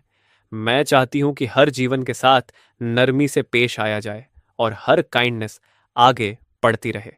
उसके एक्शंस ने बिजनेस वर्ल्ड को हिला दिया और आम लोगों को डीपली टच किया।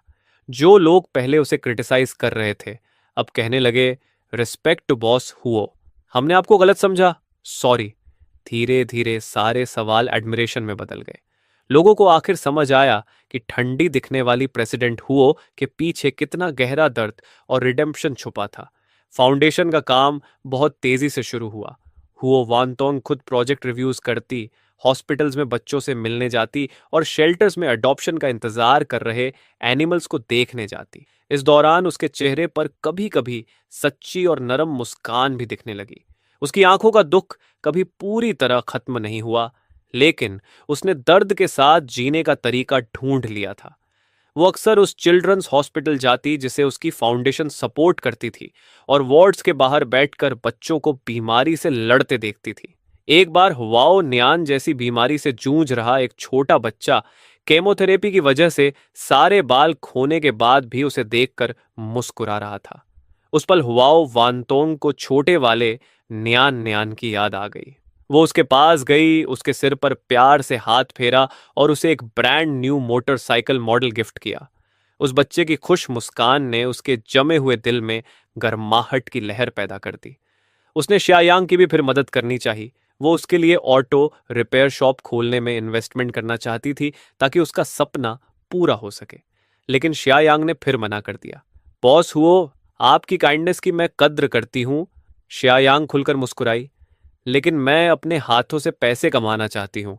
वैसे भी अब मैं फाउंडेशन में वॉलंटियर करती हूँ और स्ट्रे एनिमल रेस्क्यू को नर्डिनेट करने में मदद करती हूँ। मुझे ये काफ़ी मीनिंगफुल लगता है। शायद नियन नियन भी यही देखना चाहता। हम सब अपनी अपनी तरह से अच्छी जिंदगी जी रहे हैं। हुओ वानतोंग ने उसे मजबूर नहीं किया। उसने श्या यांग के फैसले की इज्जत की और किस्मत का शुक्रिया किया कि उसके भाई को आखिरी समय में ऐसा सच्चा दोस्त मिला। वो हमेशा कहता था कि सोए सॉस में डुबोकर खाया हुआ स्टीम्ड बन किसी फीस्ट से कम नहीं होता। श्या यांग ने खिड़की के बाहर देखते हुए शांत आवाज में कहा, असल में मुझे पता था कि वो बस बहुत भूखा था और उसके पास कोई दूसरा ऑप्शन नहीं था। लेकिन जब भी वो ये बात कहता था, उसकी आंखें चमकने लगती थीं, जैसे वो सच में कोई रॉयल फीस्ट खा रहा हो। वो वानतोंग चुपचाप सुनती रही। उसके नाखून उसकी हथेलियों में धंस गए थे और वो मुश्किल से अपने आंसू रोक पा रही थी। ये बातें डायरी के शब्दों से भी ज्यादा असली थीं और कहीं ज्यादा दर्दनाक भी। हर बात उसके दिल को चीर रही थी। अब वो सब जान चुकी थी। उसे पता था कैसे न्यान न्यान सर्दियों में ठंडे पानी के साथ बंस खाता था, कैसे वो दर्द से बिस्तर के कोने में कांपता था लेकिन आवाज से नहीं करता था, और कैसे चंगशुन उसके सबसे बुरे पलों में अपनी गीली जीभ से उसके आंसू साफ करता था। फिर उसने श्या यांग से उस अर्बन विलेज का एड्रेस मांगा जहां नियन नियन रहा करता था। हालांकि वो अर्बन विलेज बहुत पहले तोड़ा जा चुका था और उसकी जगह अब ऊंची ऊंची बिल्डिंग्स बन चुकी थीं। फिर भी हुआ वानतोंग अक्सर खुद गाड़ी चलाकर वहां जाती थी। वो सड़क किनारे गाड़ी पार्क करती और बस उन नई इमारतों को घूरती रहती, ये सोचते हुए कि उसका भाई अपनी बीमार बॉडी को घसीटते हुए यहाँ कैसे जिया होगा और कैसे उसने हार नहीं मानी होगी। वो अब भी कंपनी के काम बहुत व्यवस्थित तरीके से संभालती थी, लेकिन पहले जैसी पागलों वाली महत्वाकांक्षा अब काफी कम हो चुकी थी। उसने अपनी पावर्स डेलीगेट करनी शुरू कर दी और पहले की तरह हर छोटी चीज खुद कंट्रोल नहीं करती थी। बाहर के लोग कहते थे कि अपने भाई की मौत के बाद प्रेसिडेंट हुओ ने सब कुछ छोड़कर चैरिटी को अपनी जिंदगी बना लिया। लेकिन सिर्फ उसका असिस्टेंट लिन ये जानता था कि हुओ वानतोन के दिल को अब तक सच्ची शांति नहीं मिली थी। उसके स्टडी रूम में डायरी की फोटोकॉपी के किनारे घिस चुके थे। उसके पास liver cancer treatment, hospice care और साइकोलॉजिकल इंटरवेंशन से जुड़ी डॉक्यूमेंट्स का बहुत बड़ा ढेर रखा था, जैसे वो एक बहुत लंबी रिसर्च कर रही हो। और उसका सब्जेक्ट उसका वही भाई था जिसके लिए उसके दिल में अंतहीन गिल्ट था, जैसे वो अपने दिमाग में उस अतीत को बार बार बदलने की कोशिश कर रही हो जिसे बदला ही नहीं जा सकता। समय बहुत तेजी से बीत गया। देखते ही देखते वो डायरी लाइव स्ट्रीम, जिसने पूरे देश को हिला दिया था, 3 साल पुरानी बात बन गई। नियन चंगशंग फाउंडेशन ने हजारों फैमिलीज की मदद की। वो वांतों को इस दौरान कई सम्मान भी मिले। एक बारिश भरी दोपहर उसे एक कॉल आया। ये कॉल सैनिटोरियम से था। हुओयू का, उसका अडॉप्टेड भाई, जो विदेश से फोन कर रहा था। फोन पर हुओयू की आवाज हिचकिचाती और चिंतित थी। सिस्टर, विदेश वाले घर में आपके पुराने सामान को सॉर्ट करते हुए मुझे एक बहुत छुपा हुआ फोटो एल्बम मिला। उसमें हुओ नियन की बचपन की बहुत सारी फोटोज हैं और आपकी टीनेज डायरी के कुछ पेजेस भी हैं जिन्हें किसी ने कभी नहीं देखा। मैंने उन्हें पढ़ा और मुझे कुछ ऐसी बातें पता चलीं जो शायद आप भी भूल चुकी हैं। ये मॉम और डैड की मौत से ठीक पहले की बातों के बारे में है, कुछ धुंधले लेकिन जानबूझकर दबाए गए सच। फोन पकड़ते हुए हुआओ वानतोन का हाथ हल्का कांप गया। बाहर बारिश की बूंदें खिड़की पर गिर रही थीं और माहौल बेचैन कर रहा था। उसने हुआओ यू से कहा कि वो सारी चीजें उसे भेज दे। कुछ दिनों बाद पैकेज आ गया। फोटो एल्बम के साथ कुछ पीले पड़े पेजेस भी थे। ये हुओ वानटोंग की टीनेज नोट्स थीं। उसकी हैंडराइटिंग बिखरी हुई थी, जिससे साफ था कि उस समय वो बहुत इमोशनल थी। उसमें लिखा था कि मॉम और डैड के कार एक्सीडेंट से एक रात पहले घर में बहुत बड़ा झगड़ा हुआ था। झगड़ा कंपनी के एक बड़े डिसीजन को लेकर था। उसके फादर रिस्की गैम्बल लेना चाहते थे और उसकी मदर उनका सपोर्ट कर रही थी, लेकिन टीनेज हुओ वानटोंग इसका जोरदार विरोध कर रही थी। आप लोग ऐसे हम सबको बर्बाद कर दोगे। उसकी डायरी गुस्से, डर और रिजेंटमेंट से भरी हुई थी। आखिरी लाइन थी, अगर ये फैमिली कभी टूट गई तो पूरी गलती उन्हीं की होगी। समय के नीचे दबे ये शब्द जंग लगी चाबी की तरह थे, जिन्होंने हुआओ वानतोन की यादों के बंद दरवाजे को जबरदस्ती खोल दिया। वो अपनी चेयर पर गिर पड़ी और ठंडे पसीने से भीग गई। उसे आखिरकार याद आ गया, जिस दिन उसके पेरेंट्स का एक्सीडेंट हुआ था, वो पिछली रात हुए झगड़े की वजह से इतनी नाराज थी कि उन्हें विदा करने तक नहीं गई थी। और इतने सालों तक गहरे दुख और गिल्ट ने उसे इस मेमोरी को दबाने पर मजबूर कर दिया। उसे सिर्फ ये याद था कि उसके पेरेंट्स उससे कितना प्यार करते थे और वो खुद कितनी हेल्पलेस थी। तो जब नियन नियन अपनी बीमारी झेल रहा था, मेरे सबकॉन्शियस में मॉम और डैड की मौत का गिल्ट भी दबा हुआ था। मैं हमेशा सोचती रही कि नियन नियन का जाना मेरी निकम्मी होने की सजा है। मैंने कभी नहीं सोचा था कि ये शायद उन कठोर शब्दों की भी सजा हो सकती है जो मैंने उस रात कहे थे। ये नया गिल्ट उसे लगभग पूरी तरह तोड़ गया। उसने खुद को पूरे 2 दिन स्टडी रूम में बंद रखा। जब वो बाहर निकली तो उसने लिनयी से कहा, लिनयी, मैं नियन नियन, चंगशुन और मॉम डैड से मिलने जाना चाहती हूँ। कब्रिस्तान में नियन नियन और चंगशुन की जॉइंट ग्रेव उसके माता पिता की कब्र के पास ही थी। ये बाद में उसी ने अरेंज कराया था। फोटो में लड़का अब भी पहले की तरह चमकती मुस्कान के साथ मुस्कुरा रहा था। चंगशुन उसके पैरों के पास आज्ञाकारी तरीके से बैठा था। हुओ वनतोंग ने ब्लैक ट्रेंच कोट पहना हुआ था और वो बारिश में बिना छतरी के खड़ी थी। वो टूम्बस्टोन की फोटो को बहुत देर तक देखती रही, फिर धीरे धीरे घुटनों के बल बैठ गई। वो रोई नहीं। उसने बस अपनी उंगलियों से फोटो पर गिरी बारिश की बूंदों को धीरे से साफ किया। नियान नियन, मुझे लगता है अब मैं कुछ समझ पाई हूं। मैं हमेशा सोचती थी कि मैं अच्छी नहीं थी, इसलिए मैंने तुम्हें खो दिया। लेकिन अब लगता है हमारी फैमिली की किस्मत बहुत पहले ही मुश्किल रास्ते पर चली गई थी। डैड का रिस्क लेना, मॉम का उनका साथ देना, मेरा उस समय बहुत जिद्दी होना, और फिर तुम्हारी बदकिस्मत बीमारी, ये सब मिलकर यहां तक पहुंचा। उसकी आवाज कांप गई। तुम्हारी सिस्टर गलत थी, बहुत गलत। मैं गलत थी क्योंकि मैंने बचपन में वो भयानक बातें कही। मैं गलत थी क्योंकि इतने सालों तक खुद को साबित करने में लगी रही और तुम्हारी एक्टिंग को समझ नहीं पाई। मैं गलत थी क्योंकि सच जानने के बाद मैंने खुद को ही सजा दी और लगभग तुम्हारी आखिरी इच्छा भूल गई। तुम चाहते थे कि मैं पूरी जिंदगी खुश रहूं। पहले मुझे लगता था यह नामुमकिन है। तुम्हारे बिना मैं खुश कैसे रह सकती हूं? ये कहकर वो रुक गई। बारिश का पानी उसके बालों से बहता हुआ उसके आंसुओं में मिल गया। लेकिन अब मैं कोशिश करना चाहती हूँ। मैं तुम्हारे लिए ये सब जारी रखूंगी। मैं नियन चंगशंग फाउंडेशन के जरिए तुम्हारे जैसे और बच्चों की मदद करूंगी। मैं कंपनी को अच्छे से चलाऊंगी और उसे ऐसी जगह बनाऊंगी जो और लोगों की मदद करे। मैं अपनी मौजूदा जिंदगी को भी सच में एक्सेप्ट करने की कोशिश करूंगी, जिसमें हुओ यू भी शामिल है। उस बच्चे की जिंदगी भी आसान नहीं रही। नियन नियन, शायद मैं खुद को कभी पूरी तरह माफ नहीं कर पाऊंगी, लेकिन मैं तुमसे वादा करती हूँ, अब मैं अतीत में दफन होकर नहीं जीऊंगी। मैं तुम्हारी याद को अपने साथ लेकर ईमानदारी से अच्छी जिंदगी जीऊंगी। शायद तुम भी यही देखना चाहते हो, है ना? वो झुक गई और अपना माथा ठंडे टूम्बस्टोन से लगा दिया, जैसे जिंदगी और मौत के उस पार से कोई जवाब महसूस करना चाहती हो। धीरे धीरे बारिश रुक गई। बादलों के बीच से धूप की एक हल्की किरण निकली और कब्रिस्तान पर पड़ी, ठीक उन सफेद क्राइसेंथेमम्स पर जो वो अब भी रख कर गई थी। फूलों पर जमी पानी की बूंदें चमकने लगीं। हुओ वानतोन खड़ी हुई, अपने भाई की फोटो को आखिरी बार देखा, फिर मुड़कर चल दी। उसके कदम आते वक्त जितने भारी थे, अब उतने नहीं थे। वो अब भी धीमे थे, लेकिन उनमें पहले से ज्यादा स्थिरता थी। कब्रिस्तान के पास पाइन ट्रीज के बीच से हवा गुजरी और धीमी सरसराहट हुई, जैसे कोई आ हो या फिर राहत की फुसफुसाहट। लगता है कहानी यहीं खत्म हो सकती थी। माफी, रिडेम्पशन और घावों के बावजूद आगे बढ़ते रहने की कहानी।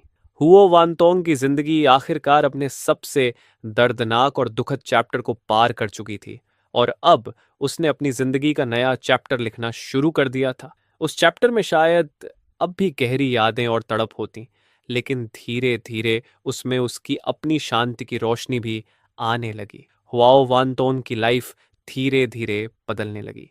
वो अब भी बहुत बिजी रहती थी, लेकिन अब वो खुद को सजा देने वाली पागलों जैसी भाग दौड़ नहीं रही। उसने रेगुलर थेरेपी लेना शुरू किया ताकि वो अपने पेरेंट्स की मौत, हुओ नियन को लेकर अपनी ओवर प्रोटेक्टिवनेस और बाद में हुए गिल्ट जैसी गहरी इमोशंस का सामना कर सके। ये प्रोसेस आसान नहीं था। इसमें इंसोम्निया, मूड स्विंग्स और कई इमोशनल ब्रेकडाउन्स भी थे, लेकिन उसने सब झेला। हुओयू के साथ उसका रिश्ता भी एक नए मोड़ पर पहुंचा। पुराना फोटो एल्बम और डायरी पेजेस मिलने के बाद उसने खुद हुओयू को एक लंबी ओवरसीज कॉल की। उसने पुरानी उलझनों को ज्यादा एक्सप्लेन नहीं किया। उसने बस उसे दिल से थैंक यू कहा, क्योंकि उसी ने उसे उसकी भूली हुई सच्चाई का एक हिस्सा वापस दिया था।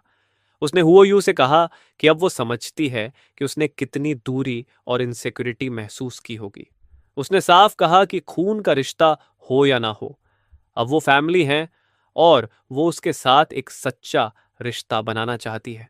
अपना ख्याल रखना, सिस। नियन चंगशंग फाउंडेशन उसकी लगातार इन्वेस्टमेंट और प्रोफेशनल मैनेजमेंट के साथ और बड़ा होता गया। अब वो सिर्फ फाइनेंशियल एड से संतुष्ट नहीं थी। उसने प्रोफेशनल मेडिकल सोशल वर्कर्स की टीम्स बनानी शुरू की ताकि बेनिफिशियरीज को साइकोलॉजिकल सपोर्ट और हॉस्पिस केयर भी मिल सके। फाउंडेशन की एक एनुअल डिनर इवेंट में एक यंग लड़की, जिसकी मदद फाउंडेशन ने की थी, उसका हाथ पकड़कर रो पड़ी। आंटी हुओ, आपका और ब्रदर हुओ नियन का धन्यवाद। आपने मुझे दूसरी जिंदगी दी। उस पल हुआओ वानतोन के दिल में सिर्फ संतुष्टि नहीं आई, बल्कि एक अजीब सी शांति आई, जैसे नियन नियन किसी और तरीके से अब भी जिंदा हो। वो अब भी कब्रिस्तान जाती थी, लेकिन अब हर बार दुख में टूट नहीं जाती थी। कभी वो नियन नियन के पसंदीदा सनफ्लावर्स लेकर जाती, कभी बस चुपचाप बैठकर फाउंडेशन की अपडेट्स बताती, कभी कंपनी की प्रॉब्लम्स की शिकायत करती, ठीक वैसे जैसे उसका भाई अब भी सुन रहा हो। एक बार तो उसने चंगशुन की छोटी कब्र पर एक नया टॉय भी रखा और मुस्कुराकर कहा, चंगशुन, उसका ध्यान रखना। समय फिर तेजी से बीता। 2 और साल गुजर गए। एक बिजनेस फोरम खत्म होने के बाद होटल लॉबी में हुओ वानतोंग की मुलाकात अचानक रिपोर्टर लिन से हुई। वही रिपोर्टर जिसने सबसे पहले डायरी ढूंढी थी और लाइव स्ट्रीम होस्ट किया था। अब रिपोर्टर लिन मीडिया इंडस्ट्री का बहुत रिस्पेक्टेड चेहरा बन चुका था और उसके बालों में हल्की सफेदी आ चुकी थी। उसने मुस्कुराकर हिवा वंतोंग का अभिवादन किया। प्रेसिडेंट हुआ बहुत समय हो गया। हिवा वंतोंग ने शांत स्वर में जवाब दिया। उम्मीद है आप अच्छे होंगे, रिपोर्टर लिन। दोनों होटल कैफे में बैठ गए।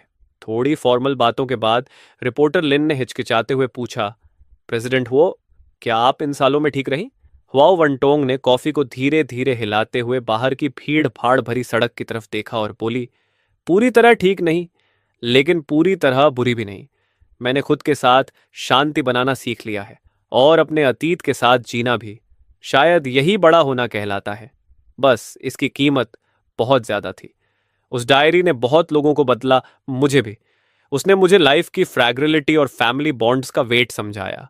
मैं हमेशा आपको फॉर्मली थैंक यू कहना चाहती थी, रिपोर्टर लिन ने धीरे से कहा, और मैं आपसे माफी मांगना चाहता था उस तरह सच सामने लाने के लिए। हो वानतोंग ने सिर हिलाया। नहीं, थैंक यू मुझे कहना चाहिए। आपने नियन नियन की आखिरी आवाज मुझ तक पहुंचाई।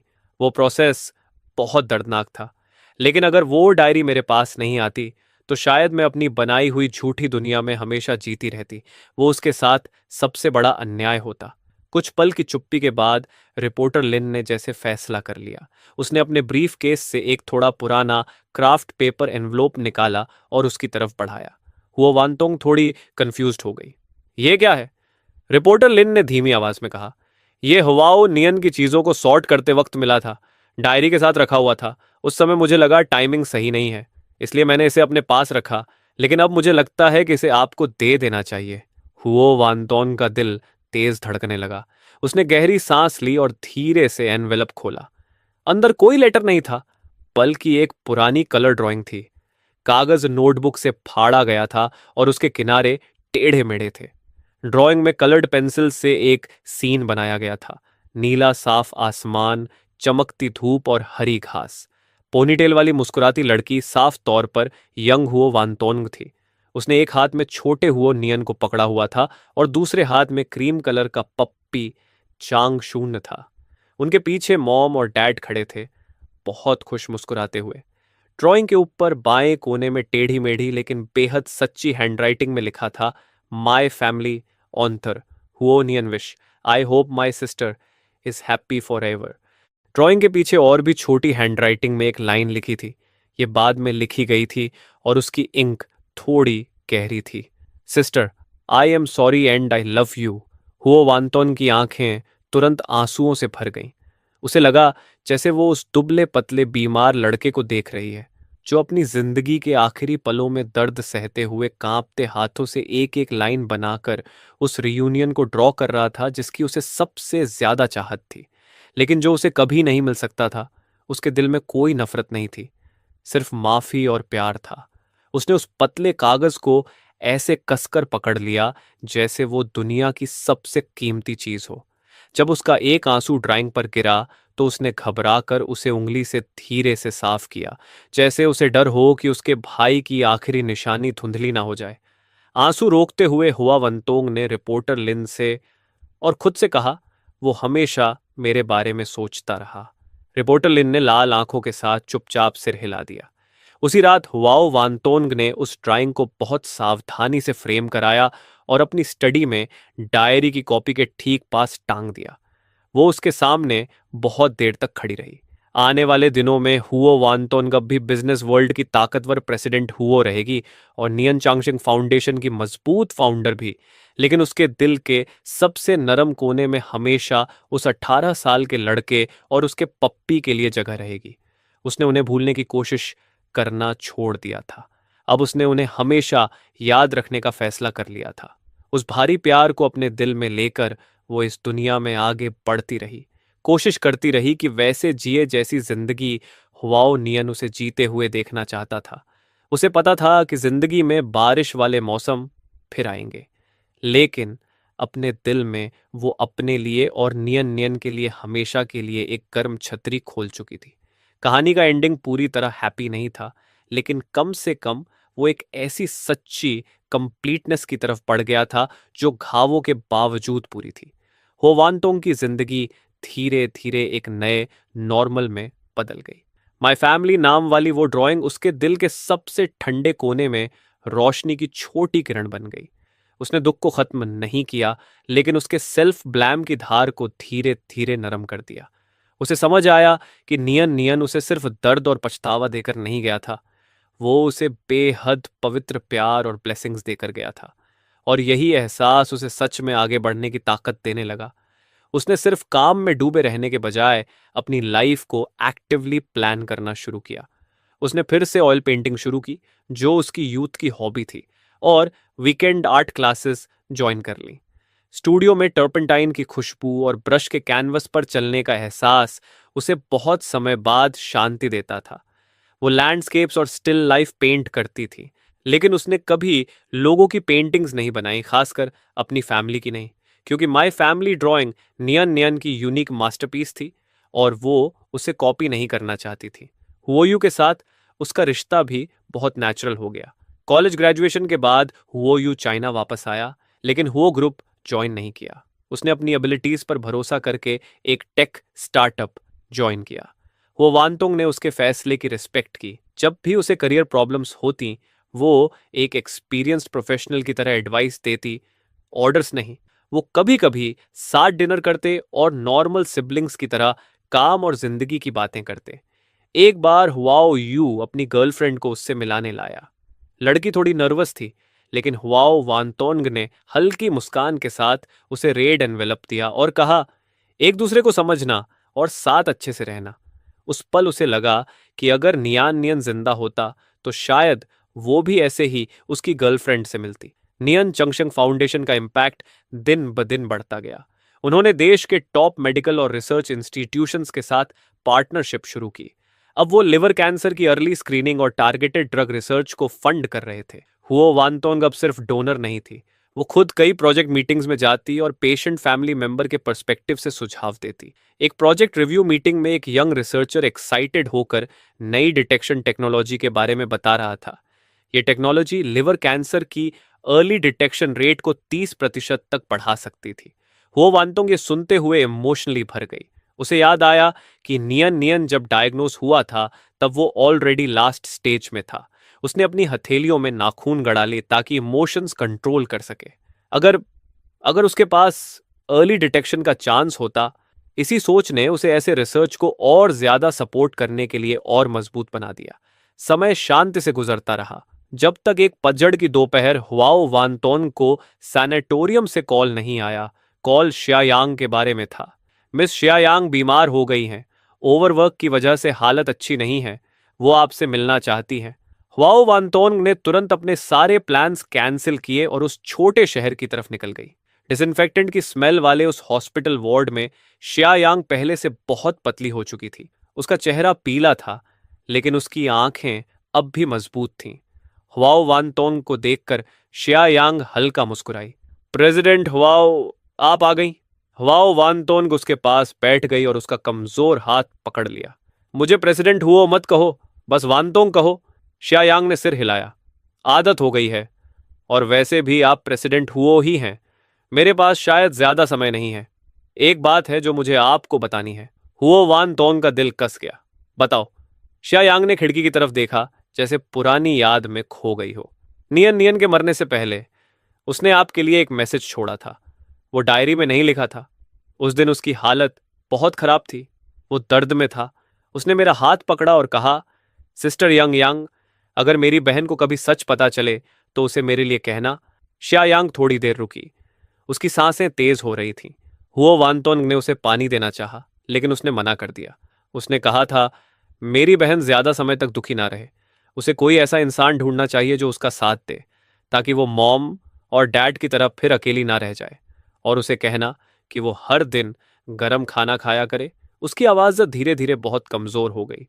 हुओ वानतोंग की आंखों से आंसू बहने लगे। ज्यादा दुखी मत होना, किसी को अपने साथ रखना और हर दिन गरम खाना खाना, ये उसके भाई की आखिरी विशेष थी। रोते हुए हुओ वानतोंग ने अपना चेहरा शियायांग के हाथों में छुपा लिया। शियायांग धीमे से बोली, वो बहुत प्यारा बेवकूफ था। उसने कभी आपको ब्लेम नहीं किया। वो हमेशा कहता था कि आप दुनिया की सबसे अच्छी सिस्टर हो। कुछ दिनों बाद शियायांग शांति से दुनिया छोड़ गई। हुओ वानतोंग ने उसे नियन नियन की कब्र के पास दफनाया और वहां सनफ्लावर्स रखे। अब तुम उससे फिर मिल सकती हो, इसके बाद हुआओ वानतोंग ने अपनी मील्स को सीरियसली लेना शुरू किया। उसने एक हाउस कीपर रखी जो उसके लिए सूप बनाती थी, और वो खुद भी कभी कभी कुकिंग सीखने लगी। किचन की गर्माहट उसे जमीन से जुड़ा महसूस कराती थी। एक शाम हुओ यू ने कॉल करके बताया कि उसका प्रोजेक्ट सक्सेसफुल हो गया है। उसकी आवाज खुशी से भरी हुई थी। हुओ वानतोंग मुस्कुरा दी। वो स्टडी में गई और माय फैमिली पेंटिंग को देखा। इस बार वो नहीं रोई। उसने बस धीरे से कहा, मैं अच्छी जिंदगी जीऊंगी और तुम्हारे प्यार को अपने साथ लेकर आगे बढ़ूंगी।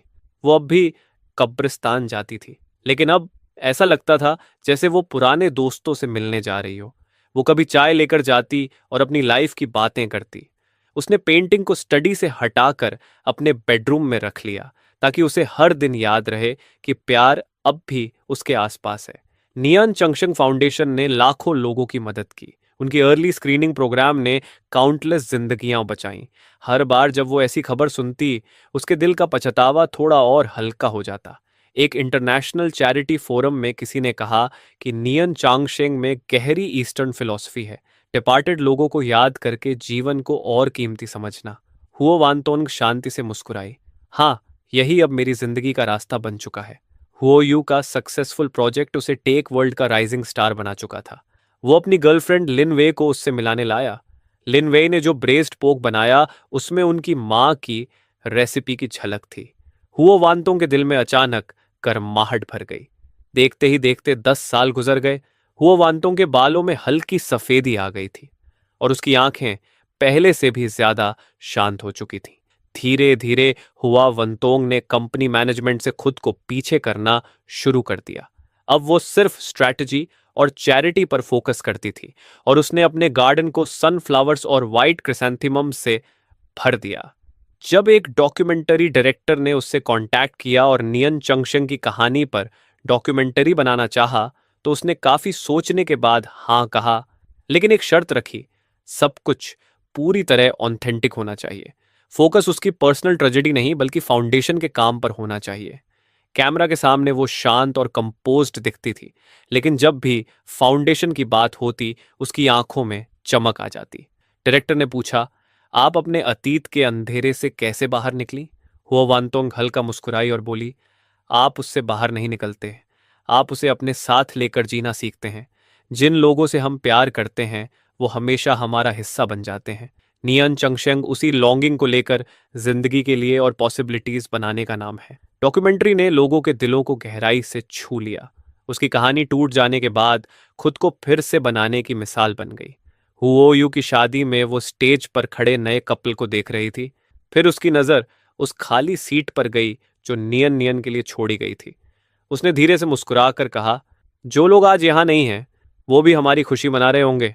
सिस्टर, तुम्हें भी खुश रहना है। समय बीता और हुओ वानतोन ग्रैंड मदर बन गई। अपनी ग्रैंड डॉटर नियन चिंग को गोद में लेकर उसे उसकी आंखों में नियान नियान की झलक दिखती थी। वो स्ट्रोलर धकेलते हुए उसे सनफ्लावर गार्डन में घुमाती और कहती, देखो, ये तुम्हारे ग्रेट अंकल और चंगशुन हैं। वो तुमसे बहुत प्यार करते हैं। जब नियन चिंग 3 साल की हुई, उसने साफ आवाज में कहा, ग्रैंड माँ। उसकी मीठी आवाज ने हुओ वानतोंग के दिल को गर्माहट से भर दिया। हुओ वानतोंग उसे फेरी टेल्स पढ़कर सुनाने लगी, लेकिन उसने कभी उस भारी दर्द वाले नाम को बोझ की तरह नहीं दोहराया। हुओ ग्रुप इंडस्ट्री बेंचमार्क बन चुका था और नियन चांगशेंग फाउंडेशन लगातार फल फूल रहा था। वो पूरी तरह पीछे हट गई और अपना समय गार्डन संभालने में बिताने लगी, फूलों को खिलते और मुरझाते हुए देखती हुई। एक रात नियन चिंग ने आसमान की सबसे चमकदार स्टार की तरफ इशारा करके पूछा, ग्रैंड माँ, वो स्टार इतना ब्राइट क्यों है? वो वानतोंग ने धीरे से जवाब दिया, शायद तुम्हारे ग्रेट अंकल हमें ऊपर से देख रहे हैं। अपने 70वें बर्थडे पर हुओ यू ने उसे एक हैंडमेड फोटो एल्बम गिफ्ट किया। पहले पेज पर नियन चिंग की बनाई हुई ड्राइंग थी, जिसका नाम था माय फैमिली।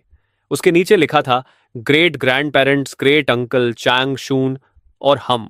आखिरी कुछ पेजेस खाली छोड़े गए थे और वहां एक नोट लिखा था, आने वाले दिनों में हम इन्हें साथ मिलकर भरेंगे। हुओ वानतोंग ने उन फोटोज को धीरे से छुआ। उसकी आंखें आंसुओं से भर गईं, लेकिन उसके चेहरे पर मुस्कान थी। उस गिफ्ट ने उसे एहसास दिलाया कि नियन नियन कभी भुलाया नहीं गया था। वो उनके परिवार की यादों का हमेशा के लिए गर्म हिस्सा बन चुका था। अपनी आखिरी उम्र में हुआओ वानतोंग ने अपने पुराने सामान को केयरफुली ऑर्गेनाइज किया और हर चीज पर लेबल्स लगाए ताकि नियनचिंग हमेशा अपने परिवार की जड़ों को जान सके। आखिरकार अपनी पूरी जिंदगी चैरिटी को समर्पित करने के बाद प्रेसिडेंट हुओ वानतोंग ने शांति से इस दुनिया को अलविदा कहा। जाने से पहले उसकी आंखों में आंसू थे और उसने धीरे से कहा, मॉम, डैड, नियन नियन, तुम मुझे घर ले जाने आ गए हो। मुझे माफ कर दो, मैं नियन नियन का ठीक से ख्याल नहीं रख पाई। जिसने भी वो पल देखा उसने कभी किसी बुजुर्ग को इतनी गहराई से टूटकर रोते नहीं देखा था। लेकिन अंत में प्रेसिडेंट हुओ वानतोन के चेहरे पर एक बच्चे जैसी संतुष्ट मुस्कान थी और वो बेहद शांति के साथ इस दुनिया से चली गई।